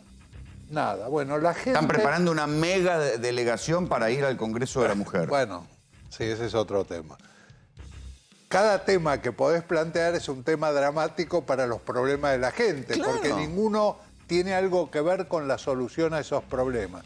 Ahora fíjate, estos son jóvenes que dicen que van a votar o por el Frente de Todos o por Juntos por el Cambio o por La Libertad Avanza. Los jóvenes son el 40% del electorado. Para que tengas una idea, claro, la provincia de Buenos Aires son casi el 40% del electorado.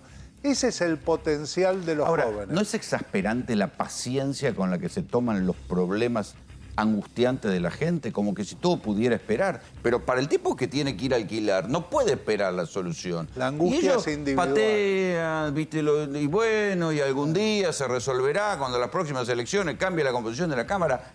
Ahí me parece que también uno termina entendiendo el discurso antipolítica. Sí, pero mirá la gente cómo se ha deteriorado. Cuando nosotros, el reclutamiento, ¿qué es? Clase media. Ese es el reclutamiento. Clase media que va a votar esto o aquello o lo otro.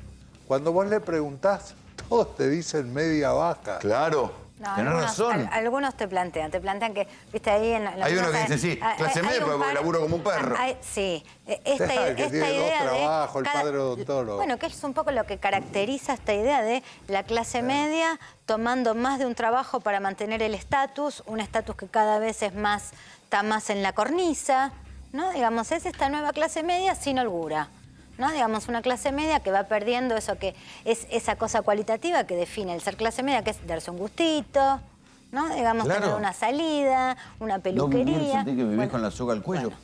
Pero detrás de esto que cuenta Sheila está la fantasía de caerse. Esto que nosotros decimos muchas veces, caerse del mapa, o retroceder en su vida cotidiana y que esto realmente le afecte. Si nos quieren escribir y nos quieren contar sus propias anécdotas de las cosas con las que se tienen que ir privando en estos tiempos, escríbanos a nuestro Instagram, @RolandoGPS. Pero ahora les quiero mostrar una historia, que es cómo es caerse. Yo les decía en el comienzo del programa, bueno, socialmente la vivienda plantea la metáfora del descenso, de la caída para quien pierde algo por la inflación, por el poder adquisitivo, y tiene que bajar de calidad de vivienda. Algunos bajan del departamento a la villa, otros vuelven a la casa de los viejos, otros bajan a la pensión. En un instante, Nahuel Suárez les va a contar cuánto cuesta alquilar en villas del conurbano y van a ver que no es barato. O sea que el descenso de calidad social también es un descenso que cuesta caro. Pero ahora quiero que vean esta historia, la de un hombre jubilado, clase media, o sea, con cierto nivel de cultura, que tiene que dejar de vivir en un departamento para ir a vivir en una pensión.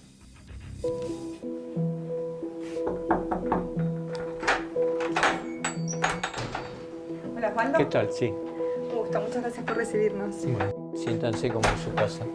¿Hace mucho vivís acá? Y más o menos 3 años. Me jubilé aproximadamente en el 2012.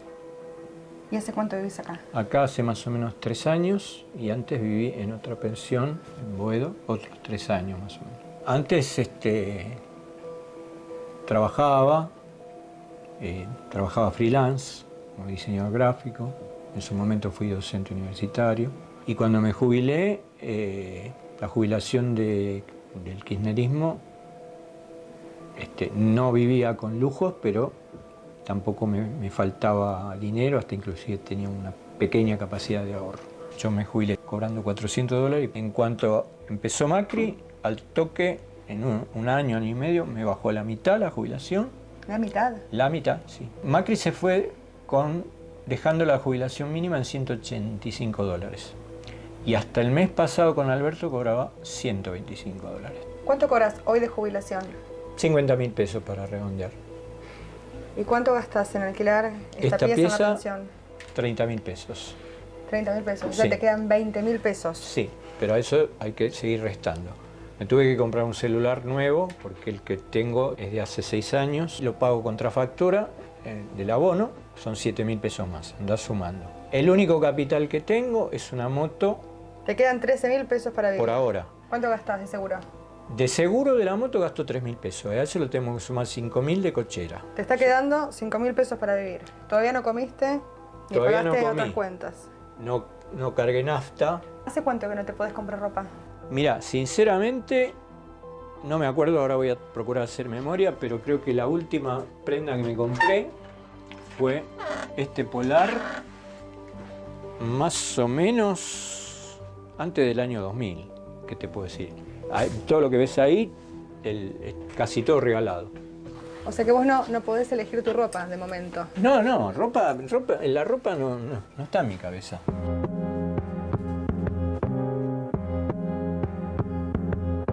Con 5.000 pesos que te quedan después de pagar todos los gastos fijos, ¿cómo haces para comer?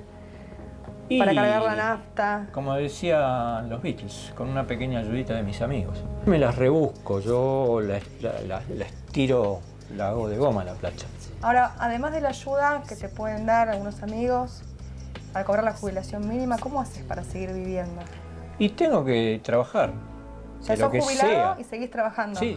¿De qué trabajas? Porque, seamos honestos, el INDEC te dice que la línea de indigencia es tanto. Bueno, la línea de indigencia está bastante por encima de la jubilación mínima. Estamos por debajo de la indigencia. Es más, a veces me pregunto cómo hago para llegar a fin de mes. Trabajás como diseñador gráfico. Diseñador gráfico y también hago mensajería en moto, lo que venga. Esta misma semana empecé a darle clases de inglés a unos chicos de 12 años y bueno, ahí redondeé un poquito más, pero no llego a más o menos lo que yo querría ganar para no tener que pedir prestado. ¿Cuánto calculás que ganas con las changas que haces? Y puedo llegar a 20.000 pesos más. ¿Cuánto pensás que tenés que ganar para vivir dignamente hoy, como jubilado? Para vivir dignamente es una utopía, pero por lo menos 300.000 pesos. ¿Y cuánto ganas hoy? Y gano 50.000, más las changas. No llego a 100.000 ni a 80.000.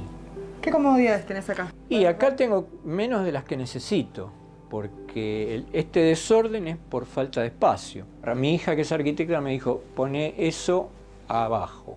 Entonces así yo puedo ver desde la cama, puedo ver la ventana. Pongo esta tabla, la pongo acá y esta es mi mesa. Entonces me siento acá en la cama y acá como. ¿En qué lugar te gustaría vivir? En principio me gustaría vivir en un PH que tenga un poco de verde y luz para poder tener una perra y una gata. ¿Está lejos el PH? Alquilado está lejos, no muy lejos, pero está lejos. Comprarlo está, digamos, Ya más es allá un sueño. del horizonte. Esta es mi tarjeta, si me quieren contratar, Plaza Visual, diseño gráfico.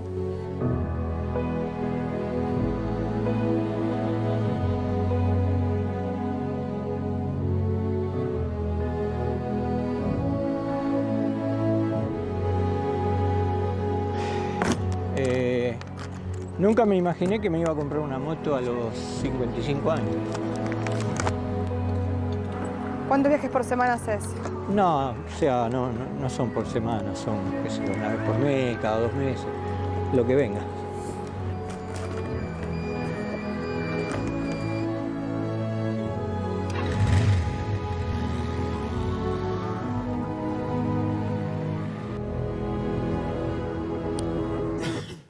Porque una persona que laburó toda su vida, que tiene un nivel profesional, que tal vez tenga hasta estudios universitarios, que es diseñador gráfico, tiene que dejar un alquiler y terminar viviendo en una especie de pensión, con un baño y comiendo en una tabla que da sobre la cama de manera improvisada. Esas son las cosas para las cuales en la Argentina hoy no hay respuesta. Y mientras tanto, las discusiones de la política pasan por otro lado, porque nadie ni siquiera se atreve a discutirlo y a marcar la gravedad de esto, porque saben que ninguno puede responder, porque como decíamos recién con Raúl, no es que no sepan que el problema existe, no quieren hablar de él porque la pregunta que viene tras cartón, bueno, ¿y usted qué va a hacer? ¿Y qué van a hacer? ¿Cómo hablar de generalidades. Sí. Vos sabés, me impactó mucho este video que acabas de mostrar. Cuando lo veo subirse a la moto, ¿qué me viene a la cabeza? El muchacho que matan en Quilmes para robarle la moto. O sea, es una situación de desgracias. De degradación, de retroceso y degradación de la calidad de vida. Totalmente. Entonces te aparece la inflación, los alquileres, la inseguridad y todo alrededor de la misma gente. Vos fíjate, este hombre se fue a vivir de un departamento, una pensión, y tiene, como no le llega, no le alcanza la guita igual, porque la jubilación, la nota está hecha el año pasado, su situación no debe haber cambiado, seguramente debe haber empeorado, por eso los valores suenan tan extraños. En este momento debe tener la misma dificultad para sobrevivir o tal vez más. Su manera de caer fue pasar del departamento a la pensión. Pero imagínense lo que es pasar de un departamento a una villa de emergencia o de la ciudad a una villa de emergencia para aquel que no está acostumbrado. Y ustedes dirán, bueno, pero se ahorra mucha plata. Pues no. Nahuel, ¿cuántos son los valores que vos averiguaste hoy, fresquitos, de lo que cuesta alquilar en una villa en el conurbano? Hace un rato estaba hablando con dos personas del barrio Ejército de los Andes, conocido Forte Apache. Por ejemplo, te dicen, digamos, departamento para 2 personas, tenés 25, me dijo uno, y 30 el otro, con gas y agua caliente. Después también llamé gente de 9 de julio. A ver, recordemos que los departamentos los monobloc del barrio Fuerte Apache están muy degradados, ¿sí? Entonces la mayoría no funcionan, creo que ninguno funciona los ascensores ya. No, ya no. Ya no funcionan los ascensores, digo, es una especie, está en un punto intermedio de una villa de emergencia porque nunca lograron resolver la cuestión de la administración de esos edificios. No, ¿sí? Total. Entonces, ¿hay cuánto? 25 lucas. De 25 y 30. Si te vas para el lado de San Martín, por ejemplo, Villa 9 de Julio, la que hablamos hace un ratito. Donde se disputan los narcos. Claro, escuchá. 40.000 pesos por mes, casilla para 4. 40.000 más por mes, casilla ¿Querés para comprarla? ¿Querés comprarla? $35.000. Una casilla, comprar una casilla, $35.000, pero no te dan título de propiedad porque no existe título de propiedad, es solo la ocupás. Sí, pero no te van a ir a sacar ahí, Rolo, no creo. Hablé con gente de la 31 recién, también. Más caro. 30.000 a 35.000 pesos. Pero más chiquititos, seguramente. Son más chicos los lugares, claro. Pero, a ver, estamos hablando de departamentos que tienen un montón de carencias. Pero es donde puede ir la gente, Rolo. Vos, hoy un alquiler promedio, a ver, la zona que vivo yo, Santos Lugares, no baja de 70 lucas. Un departamento con 2 dormitorios, no, y sobre la falta de construcción de vivienda que viene desde hace años, se suma esto, que el fracaso de la ley de alquileres en un contexto inflacionario por el cual la gente retira las casas de alquiler. Inti, todo suyo. Wow. ¿Qué crees que estaba haciendo yo ayer y el viernes a la noche de 7 de la tarde a 10:30 de la noche? Maldades, seguramente. Sí. Estaba en la sala del Consejo Deliberante de San Martín de los Andes, invitado por un legislador que se llama Martín Rodríguez. De hecho, hoy a la mañana estaba mirando el Lanín. Hablando con decenas de vecinos los 2 días, porque obviamente la gente laburante puede venir después de las 7 de la tarde en la semana y el sábado. Y estábamos hablando de algo bastante interesante, que es que se enteraron ahí en San Martín de los Andes que nosotros de nuestro equipo de laburo veníamos tratando de cambiar un poquitito este paradigma, ¿no? Del reclamo de la vivienda al reclamo de una vivienda a crédito, porque crédito sobra. Estábamos hablando con una mujer que nos decía que pagaba más o menos en San Martín de los Andes 100.000 mangos de alquiler, es un alquiler normal de clase trabajadora bajo. 2 ambientes, 100, 120 lucas. 120 lucas es un alquiler bajo. Sí, por supuesto, una piecita de pensión. Es un lugar turístico. Exacto, es el problema que vos contabas de París o de un montón de Nueva York, no importa. Pero tienes San Martín de los Andes, una ciudad divina, próspera, linda, que anda muy bien, es un placer estar, obviamente es caro. Cuando le hicimos la cuenta a la mujer de que ella, dentro de 120 meses, o sea, en los próximos 10 años, iba a pagar 12 millones de pesos, estaba entre reírse y llorar. Te aclaro que estaba un montón de gente y todo un grupo de concejales ahí, ¿no? Entonces empezamos a hacer la cuenta de multiplicar por 120. ¿Los deprimiste a todos? No. La reunión terminó 2 horas después clarificándole a todos los concejales. Esto pasó el miércoles, el jueves, el viernes y el sábado. Fuimos a hablar a 6 medios de comunicación. Armamos como un revuelo interesante porque ellos tienen elecciones ahora dentro de poquito. ¿Vos sabés que nunca le dieron el mandato real? La población nunca le dio el mandato a los concejales para hacer una ordenanza que le diera el mandato al intendente para salir a buscar crédito. ¿Por qué se impresionaron? Porque escucharon hace bastante tiempo, digamos que nosotros contábamos, que en la Argentina hoy el gran adicto al crédito es el Banco Central de la República Argentina. Te quiero pasar un dato que lo acabo de poner en el Twitter mío y lo copié en tu Instagram. Si yo te digo que el Banco Central crea dinero para pagar intereses por LELIQs, por el equivalente a 690.000 viviendas por año de $30.000 cada una, vos no la vas a poder creer, la gente no la va a poder creer, por eso puse los datos en tu Instagram y en mi Twitter. En mi Instagram también, pero no lo uso, es lo único que puse.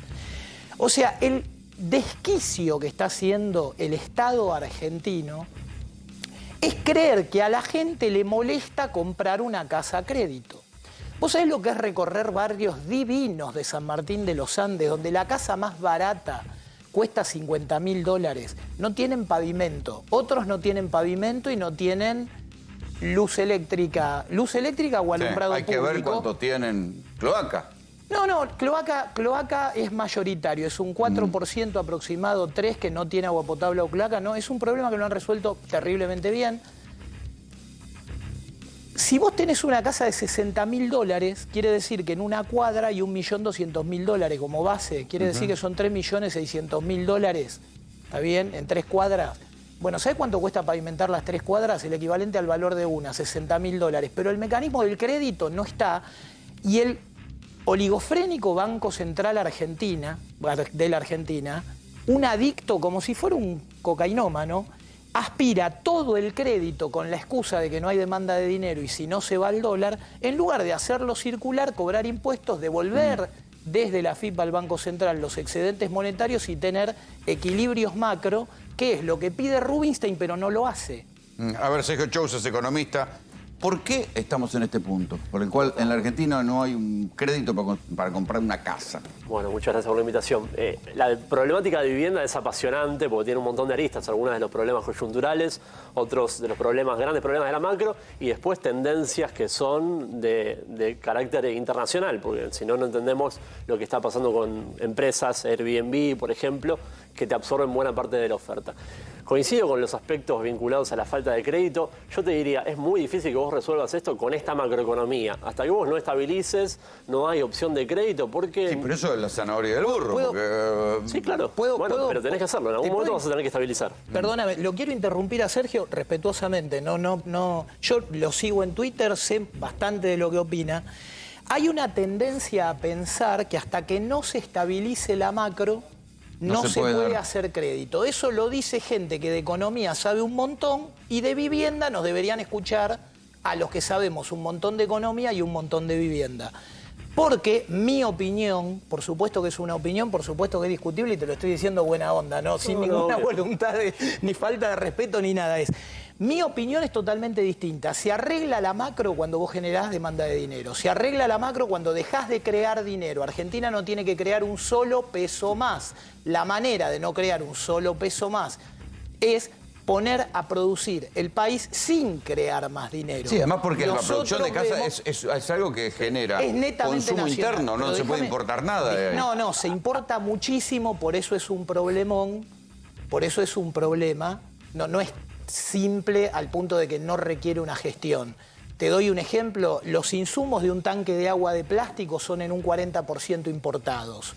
La pintura blanca se hace en la Argentina, pero el pigmento blanco es importado. El cobre de los cables es importado. Nosotros no hacemos ni termomagnética ni disyuntores, porque no sé por qué, pero no hacemos. Exportamos por todo de soja, pero no hacemos disyuntores. O sea, es cierto que hay un impacto de ese tipo. También es cierto que no es lo mismo que el 70% de las autopartes que son importadas, pero es cierto que vos lo tenés. Lo que te digo es esto, Argentina hace 30 años dejó de creer que había que generar trabajo y que había que auspiciar la inversión y auspició el consumo, y en el consumo vos tenés muchísimo de presión sobre el precio del dólar, porque la verdad que un televisor es importado. ¿Esto se debate, Raúl, lo debate de alguna manera la política? ¿Alguien algún día discutirá estas cosas o estamos discutiendo cómo poner plata en el bolsillo de la gente, como se dijo siempre? Mira, yo creo que las próximas elecciones van a ser diferentes a todas las elecciones que tuvimos hasta ahora. Y va Por a el ser fracaso combinado de Macri y Alberto, ¿no? Digamos. Sí, no, pero van a ser diferentes básicamente porque están fraccionados ideológicamente las dos coaliciones principales. O sea, el debate va a ser muy intenso para las PASO, tanto en Juntos por el Cambio entre Patricia Bullrich y Horacio Rodríguez Larreta, como en el Frente de Todos se presente quien se presente, Sergio Massa, Daniel Scioli, Mansur, Cristina Kirchner, se presente quien se... Y lo que va a haber que ofrecerle, y yo te diría que es lo que los americanos llaman un French benefit, un beneficio que surge de las circunstancias, de una circunstancia mala, es que el beneficio, la French benefit de la aparición de Javier Milei en la política argentina es que van a tener que ofrecer soluciones. Javier Milei no ofrece ninguna. Javier Milei elige un lenguaje que a los jóvenes les cabe. Vos agarrás el votante de Milei, es varón, joven, escuela secundaria, clase media baja y zonas urbanas. Con eso llega el 20% de los votos. Javier descubrió la forma de hablarle a esa juventud de una manera que no es la que uno elegiría. Que muchas veces es el insulto, quiero decir. Hay que ver si después, una vez semejantes insultos en campaña, eso tiene el 20% ¿cómo construís de consenso apoyo. después? Con eso tiene el 20% de apoyo. Indudablemente la política tradicional no tiene el medio de llegar a los jóvenes. Y yo creo que esta vez va a tener que llegar con propuestas concretas. Concretas significa... va a haber crédito para la vivienda a través de tal organismo en tales condiciones y se va a financiar ese organismo de tal manera. Es decir, va a tener que ¿Cuántas veces lo dijeron? Bueno, yo hice un trabajo muy interesante de influencia, ¿sí? Y logré algo que me divirtió muchísimo, que fue en 2015, logré con un grupo de compañeros y personas que nos dedicamos a esto, que Massa prometa primero 900.000, después 1 millón, después 1.100.000 viviendas.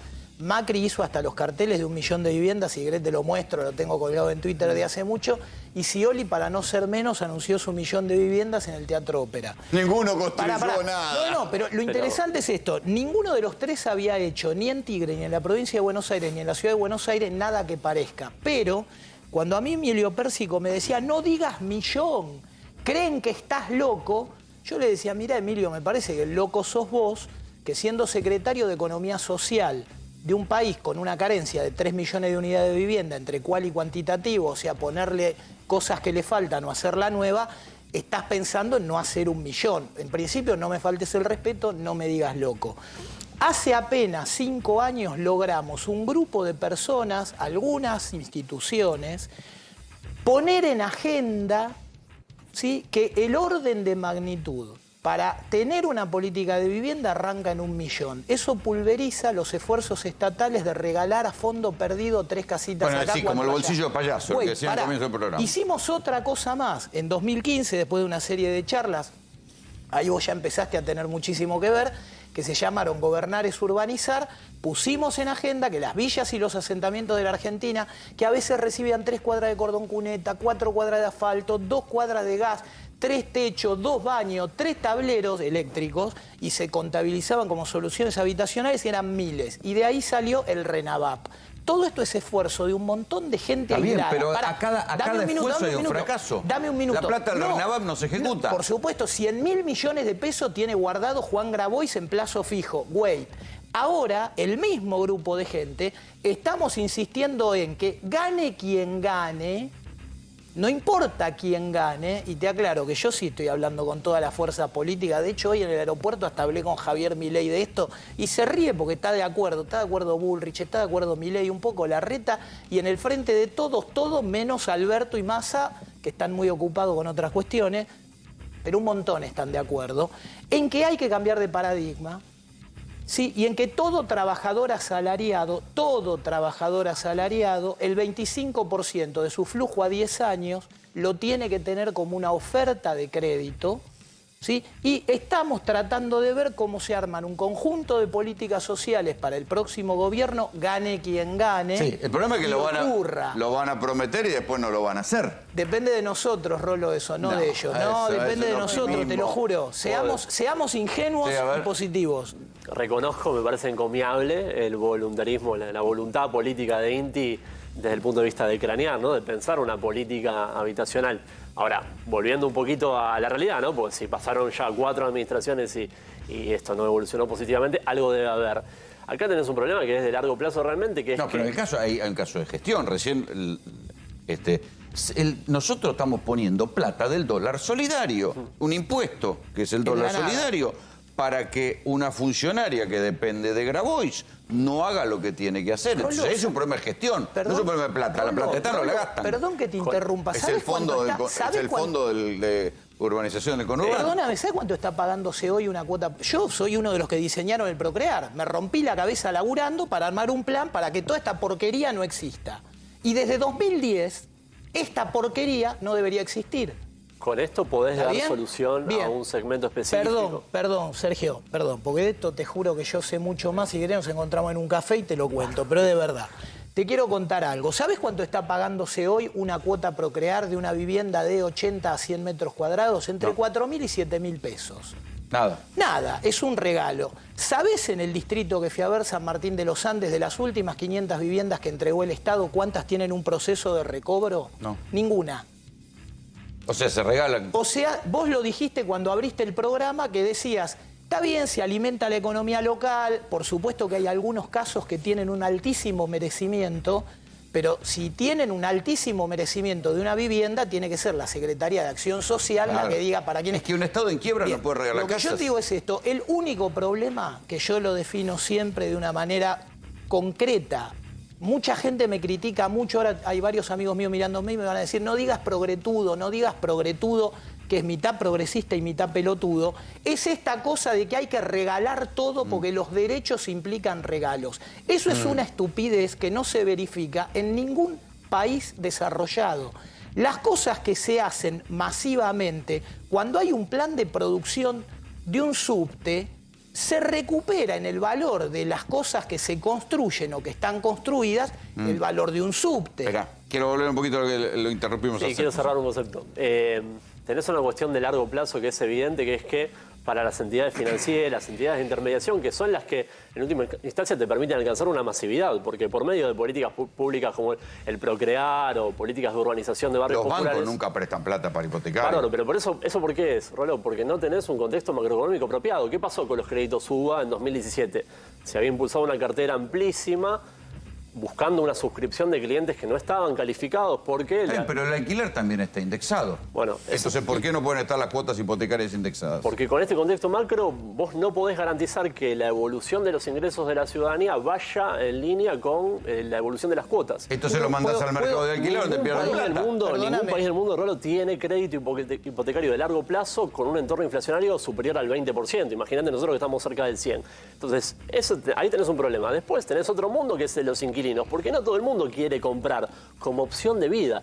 Cada vez las opciones de vida son más flexibles en términos de las voluntades de las personas. Y ahí también tenés un tema, con la inestabilidad normativa actual, por los vaivenes de la ley de alquileres, el hecho de que todo el tiempo está la percepción de que se la va a voltear, por la cuestión también de, bueno, estas empresas nuevas que sacan parte de la oferta para ofrecerla a opciones de cortísimo plazo, ¿no? Sumamente flexibles. Entonces es una problemática realmente compleja. Sí. Quería decir algo respecto de lo de Airbnb, que se lo critica muchísimo, que es esa plataforma por la cual se alquila. Hay un montón de gente que por ahí es un odontólogo correntino que tiene un departamento en Buenos Aires. ¿Está bien? ¿No sabés la cantidad de personas que son profesionales, que son, no sé, pequeños empresarios, que le dieron un mango y que tienen un DERPA en la capital del país? Muchos de esos los pusieron en alquiler, muchos de esos los usan y los alquilan, los usan y los alquilan. Yo intuyo, si el pueblo argentino tiene ganas de validar como opción política la posibilidad de que nos empecemos a matar clase media con clase media, porque yo te juro que no es que el sultán de Bahrein tiene 100.000 departamentos en Buenos Aires. Si alguien tiene ese globo inflado, pinchemos el globo y se va a equivocar. ¿Está bien? Si alguien piensa que hay una mega oligarquía que estafa a nuestro pueblo, no, lo que hay es un montón de gente que tiene 1, 2, 3 departamentos. Los que tienen más de 20, que son un montón, no llegan a 500. ¿Está bien? Ojo, déjame decir esto. Argentina tiene que hacer 1 millón de viviendas nuevas. Argentina tiene que urbanizar 1 millón de parcelas y mejorar 1 millón de casas, que son los barrios populares, las villas y los asentamientos. Y además, Maschwitz, Parque Leluar, Citibel no tienen cloaca. Si nosotros nos dejamos de estar tan imbecilizados, creyendo que le vamos a vender carteras a las italianas, perfumes a los franceses, autos a los alemanes y palitos a los chinos, antes que 1 millón de viviendas al 50% de los docentes, personal de la salud y de seguridad, que son 2 millones de asalariados, estamos locos. ¿En la ciudad de Buenos Aires algo de esto se discute? No, se discute poco. La regulación ya manifesté cuál era, una regulación que salió en 2019. Y la verdad que la instancia de avanzar sobre la problemática de los alquileres turísticos es algo que está siempre demandando agenda por parte de las organizaciones y hasta ahora no hemos tenido respuesta por parte ni del Poder Legislativo ni del Poder Ejecutivo. La verdad, concretamente, es que hoy, más allá de la titularidad del inmueble, más allá de la situación particular de las personas y de que los que tienen propiedad en la Ciudad de Buenos Aires, hay un efecto de una política que no se está regulando que impacta sobre la clase media. Raúl, y entonces, Bueno, fíjate, acá discutimos gestión y sí. La yo te gestión digo una no está cosa, en la si vos me discusión. preguntás qué hay que hacer, yo no sé qué hay que hacer. Yo lo que sé es de opinión pública. Digamos, yo lo que sé es... No, pero arrancamos el programa hablando de la distancia. Sí. Acá Bueno, están los problemas, acá hay ideas de gestión y en el otro lado lo que hay es crítica al otro candidato. Bueno, la vez anterior que explotó la distancia entre la política y la opinión pública fue el que se vayan todos. Y ahí explotó esa distancia. Ahora bien, ahora vivimos una situación donde hay muchísima contención, pero muchísima contención a través de los planes sociales. Y eso contiene a 1.200.000, 1.300.000 personas, básicamente. En total deben ser 3 millones de personas. Pero la situación está muy tensa y cuando se entre en campaña electoral va a estar peor. Se va a tensar muchísimo más. ¿De quién es la responsabilidad? De la política, no de la gente. La gente sufre las consecuencias.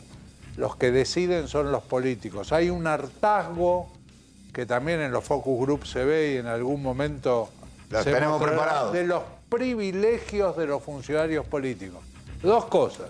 Hay un hartazgo de los privilegios de los funcionarios políticos y se considera a los miembros del Poder Judicial funcionarios políticos privilegiados. Son dos temas interesantes porque ahora entra el Poder Judicial ahí adentro, claro, que antes no entraba.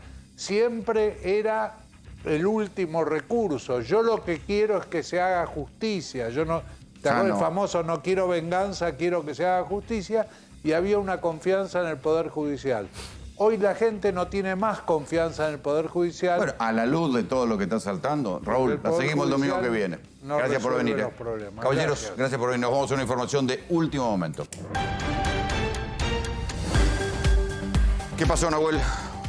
Mirá, José Cepaz, calle 18 de octubre, y no vamos a dar la otra, tampoco vamos a mencionar el nombre de la persona. Mirá el video, está estacionando, Juan le vamos a poner, Juan está estacionando su vehículo, trabajador, jubilado la típica, ya. Lo encierran de atrás. Retirado del ejército, pero baja ya con la pistola sabiendo que lo venían a robar estos delincuentes. ¿Cómo termina esto? Un delincuente abatido, quedó al costado de lo que es la camioneta, lo que le iban a robar. ¿Ahí mismo? Ahí mismo, quedó ahí. El auto después fue recuperado lleno de sangre adentro, es decir, hay más heridos seguramente.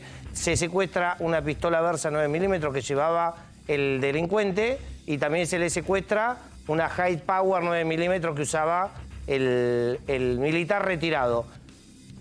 ¿Qué es lo que dice la Fiscalía número 20 a cargo del doctor Carrecedo?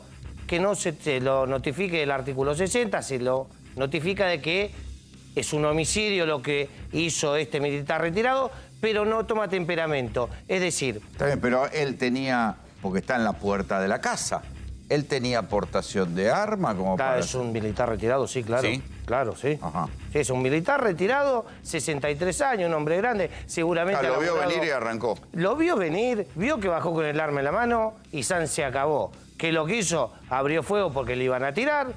Claro, hay que ver si después no aparece algún fiscal. Dice, no, le tiró y no se identificó y entonces... No, ya el fiscal Carrecedo, unidad fiscal de San Martín... Consideró que era defensa propia. Consideró que no va a tomar temperamento en detenerlo. Sí que se lo notifica del artículo 60, que es, se inició una causa por homicidio, pero seguramente en legítima defensa. Por lo hay que entender que la gente está muy asustada, está muy preocupada. Fíjate que en los últimos días mostramos cantidad de gente que detuvieron ellos mismos a los ladrones. El otro día también un robo a una persona, le tiran adentro de la camioneta, salen corriendo porque no pueden arrancar la camioneta y les terminan dando una paliza porque lo detienen a las 2 cuadras. O sea, cada vez más hay detenciones ciudadanas, detenciones de justicia por mano propia, como quieras llamarle, por el fracaso de las instancias de prevención del delito. Lo que pasa es que siempre estamos discutiendo lo mismo, Rolo. Mirá, se discutió el otro día, viste la línea 501, que va un policía federal, que venía de trabajar, se iba a un adicional, el tipo ya cansado, sube una persona con un 357 Magnum. ¿Vos sabés lo que es un revólver? Exacto. Tremenda máquina. Exacto. ¿Qué es lo que hace? Quiere robar el colectivo, el policía lo que hizo fue, abrió fuego, le pegó en la cabeza. Es cierto, le pegó en la cabeza. Pero ¿qué pasa si ese delincuente abre fuego con un 357 Magnum adentro de un colectivo? No, mata a 2 personas con un solo tiro. Hay muchos que dijeron, y bueno, me parece que es un exceso del policía, ¿por qué no le disparó a la mano, al dedo gordo del pie? Muchachos, o lo dejamos trabajar bien, legal estamos hablando, bajo el cumplimiento del deber, porque el policía cuando actúa no es en legítima defensa, es en cumplimiento del deber. Salva la vida de él o la de un tercero. En este caso el militar retirado, hombre de 63 años, lo que hizo fue defenderse para la Fiscalía número 20 de San Martín bajo legítima defensa. Nos vamos a ir a la pausa. Cuando volvamos van a ver parte del escándalo que se armó. Claro, pasó medio desapercibido en la Comisión de Juicio Político de la Corte Suprema en la Cámara de Diputados. Fueron 2 jueces federales a declarar. A uno lo engancharon en una mentira flagrante. Otro contó cómo lo perseguían.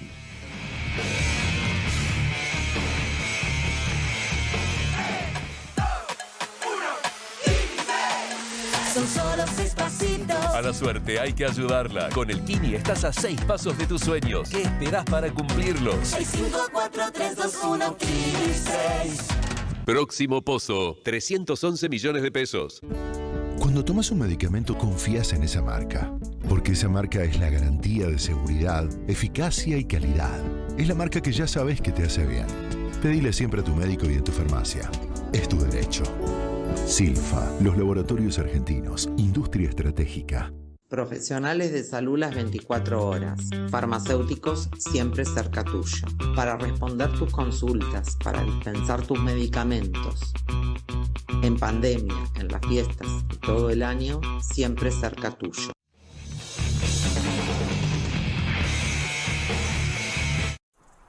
Las mejores semillas de girasol dan origen al más puro y legítimo aceite. El aceite legítimo. Para que todos los días lleves a tu mesa las comidas más ricas y livianas. Aceite legítimo.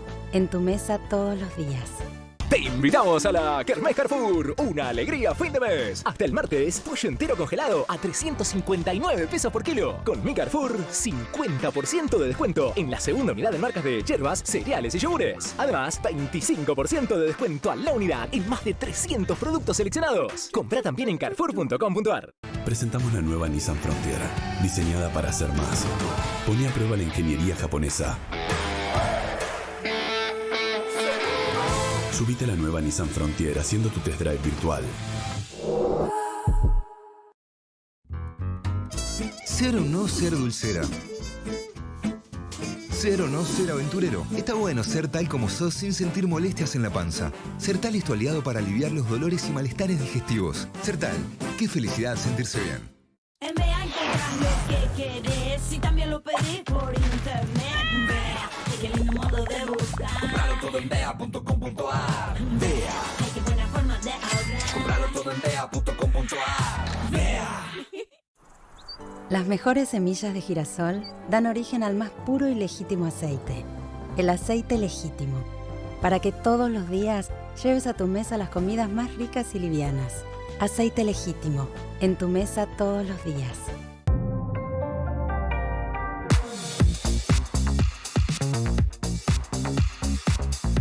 La actitud es la que hace la diferencia. Nissan Kicks. Activa tu actitud.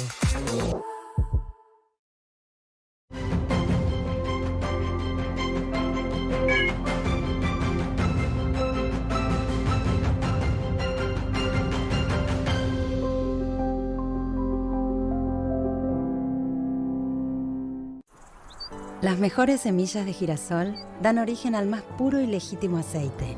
El aceite legítimo. Para que todos los días lleves a tu mesa las comidas más ricas y livianas. Aceite legítimo. En tu mesa todos los días. Nuevas fragancias potenciadas de Axe. Cuando lees increíble, todo puede pasar. Olé increíble. El efecto Axe.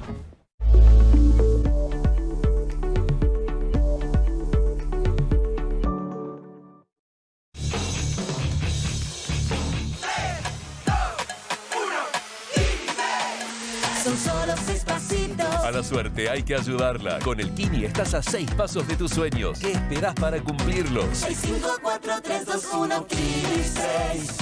Próximo pozo, 311 millones de pesos.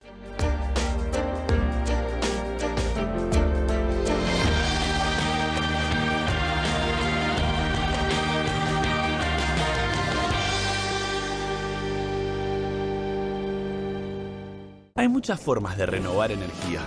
Sentarse a mirar un paisaje por un largo rato, hacer algo por primera vez, reír con amigos.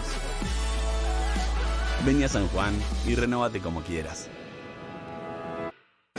Una última pregunta. Además de conocerlo, ¿hay algún vínculo que usted tenga sistemático con Marcelo de Alessandro y Silvio Robles? No, señor. Si no hay más preguntas, ¿alguien tiene alguna otra pregunta para realizarle? Vale la pena detenerse en la cara del juez Sebastián Ramos, ¿no? Si uno lo ve, cara de juez seguro.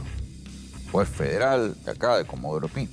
¿Por qué lo habían citado a la Comisión de Juicio Político? Porque él es el que había cerrado la investigación a partir de la filtración de chats entre Marcelo de Alessandro y Silvio Robles. ¿Quiénes son? Marcelo de Alessandro era el ministro de Seguridad y Justicia de la Ciudad de Buenos Aires. Aparecía una filtración de chats donde aparecía intercambiando información sensible sobre la causa por la cual la Corte Suprema dijo que el Estado Nacional le tiene que dar más plata de coparticipación a la Ciudad de Buenos Aires, una causa que armó un quilombo, una discusión entre Alberto, Horacio Rodríguez Larreta, bueno.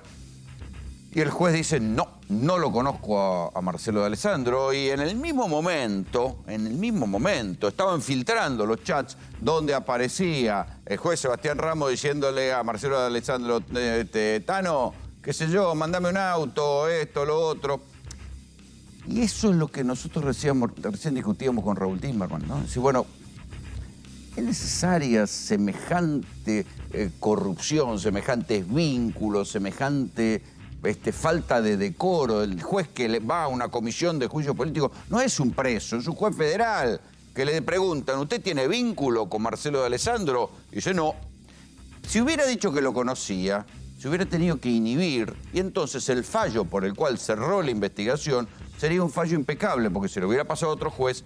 De hecho, María Servini, la más antigua de las juezas federales de Comodoro Pi, cuando le cae la causa de la coparticipación y el conflicto de la causa del espionaje y de los chats entre Silvio Robles y Marcelo de Alessandro, dice, no, yo lo conozco a Marcelo de Alessandro, me inhibo, no puedo intervenir en esta causa, y se corre. Va a sorteo, no sé por cuántos jueces rebota, y ahí finalmente se la terminan dando al juez Sebastián Ramos, que lo conocía a Marcelo de Alessandro, porque en otra parte del chat dice, che, nos vemos en el club, a ver si vamos a cenar, y qué sé yo. A ver, no debería haber intervenido, y sobre todo no debería haber mentido en la Comisión de Juicio Político. Otro de los jueces, Alejo Ramos Padilla, otro juez federal de La Plata, dijo esto. Conozco también que tengo que decir, fui denunciado por la doctora Paula Oliveto por las escuchas de los presos de Ezeiza, lo que se denomina la operación PUF, ¿sí? Donde decían que había un complot para voltear la causa Cuadernos. Esa causa fue una causa duplicada y fueron escuchas que recibió, no sé si la señora Carrió, la doctora Oliveto, la doctora Zubik, diputada Zubik, diputado Oliveto, a quien en su momento compartimos un espacio en la Franja Morada, cuando éramos jóvenes. Fui denunciado por ella, y sobre la base de estas escuchas, entonces, y también formaron parte del juicio político en mi contra. Entonces, si lo que se discuta es la validez de las escuchas en un juicio político, está claro que está la doctrina Oliveto o la doctrina Tonelli, que considera que en estos casos son válidas las escuchas. Ella la recibió de manera anónima y transcriptas por la Agencia Federal de Inteligencia. La persona que los presentó o la persona que se lo dio a los que los presentó, pero según el juez Auge, el juez de Lomas de Zamora y la fiscal Incardona, actuó la División de Asuntos Jurídicos, llevando adelante transcripciones día a día sobre todos los políticos presos que estaban en los pabellones C y D de Ezeiza. Esto es interesante porque es un juez federal, otra vez en este caso, es el juez Alejo Ramos Padilla, juez federal de La Plata, que está diciendo, ¿cómo? A mí me hicieron un juicio político con escuchas ilegales y resulta que ahora a la Corte Suprema por una filtración de chats, que en todo el mundo cuando una filtración de chats, o con, en este caso, una escucha ilegal, porque es equivalente a una escucha ilegal, una filtración de chats, cuando pone en evidencia un delito se los considera prueba. Entonces fíjense cómo cada uno utiliza los argumentos del derecho y la seriedad cuando le conviene para un lado y cuando no le conviene para el otro. Porque los mismos que estaban ahí diciendo no, la Corte Suprema no puede ser juzgada con chats ilegales, Son los mismos que utilizaron chats ilegales y pinchadores de teléfono ilegales para juzgar a jueces federales. Por eso nadie les cree. Nos vamos. Esto fue GPS.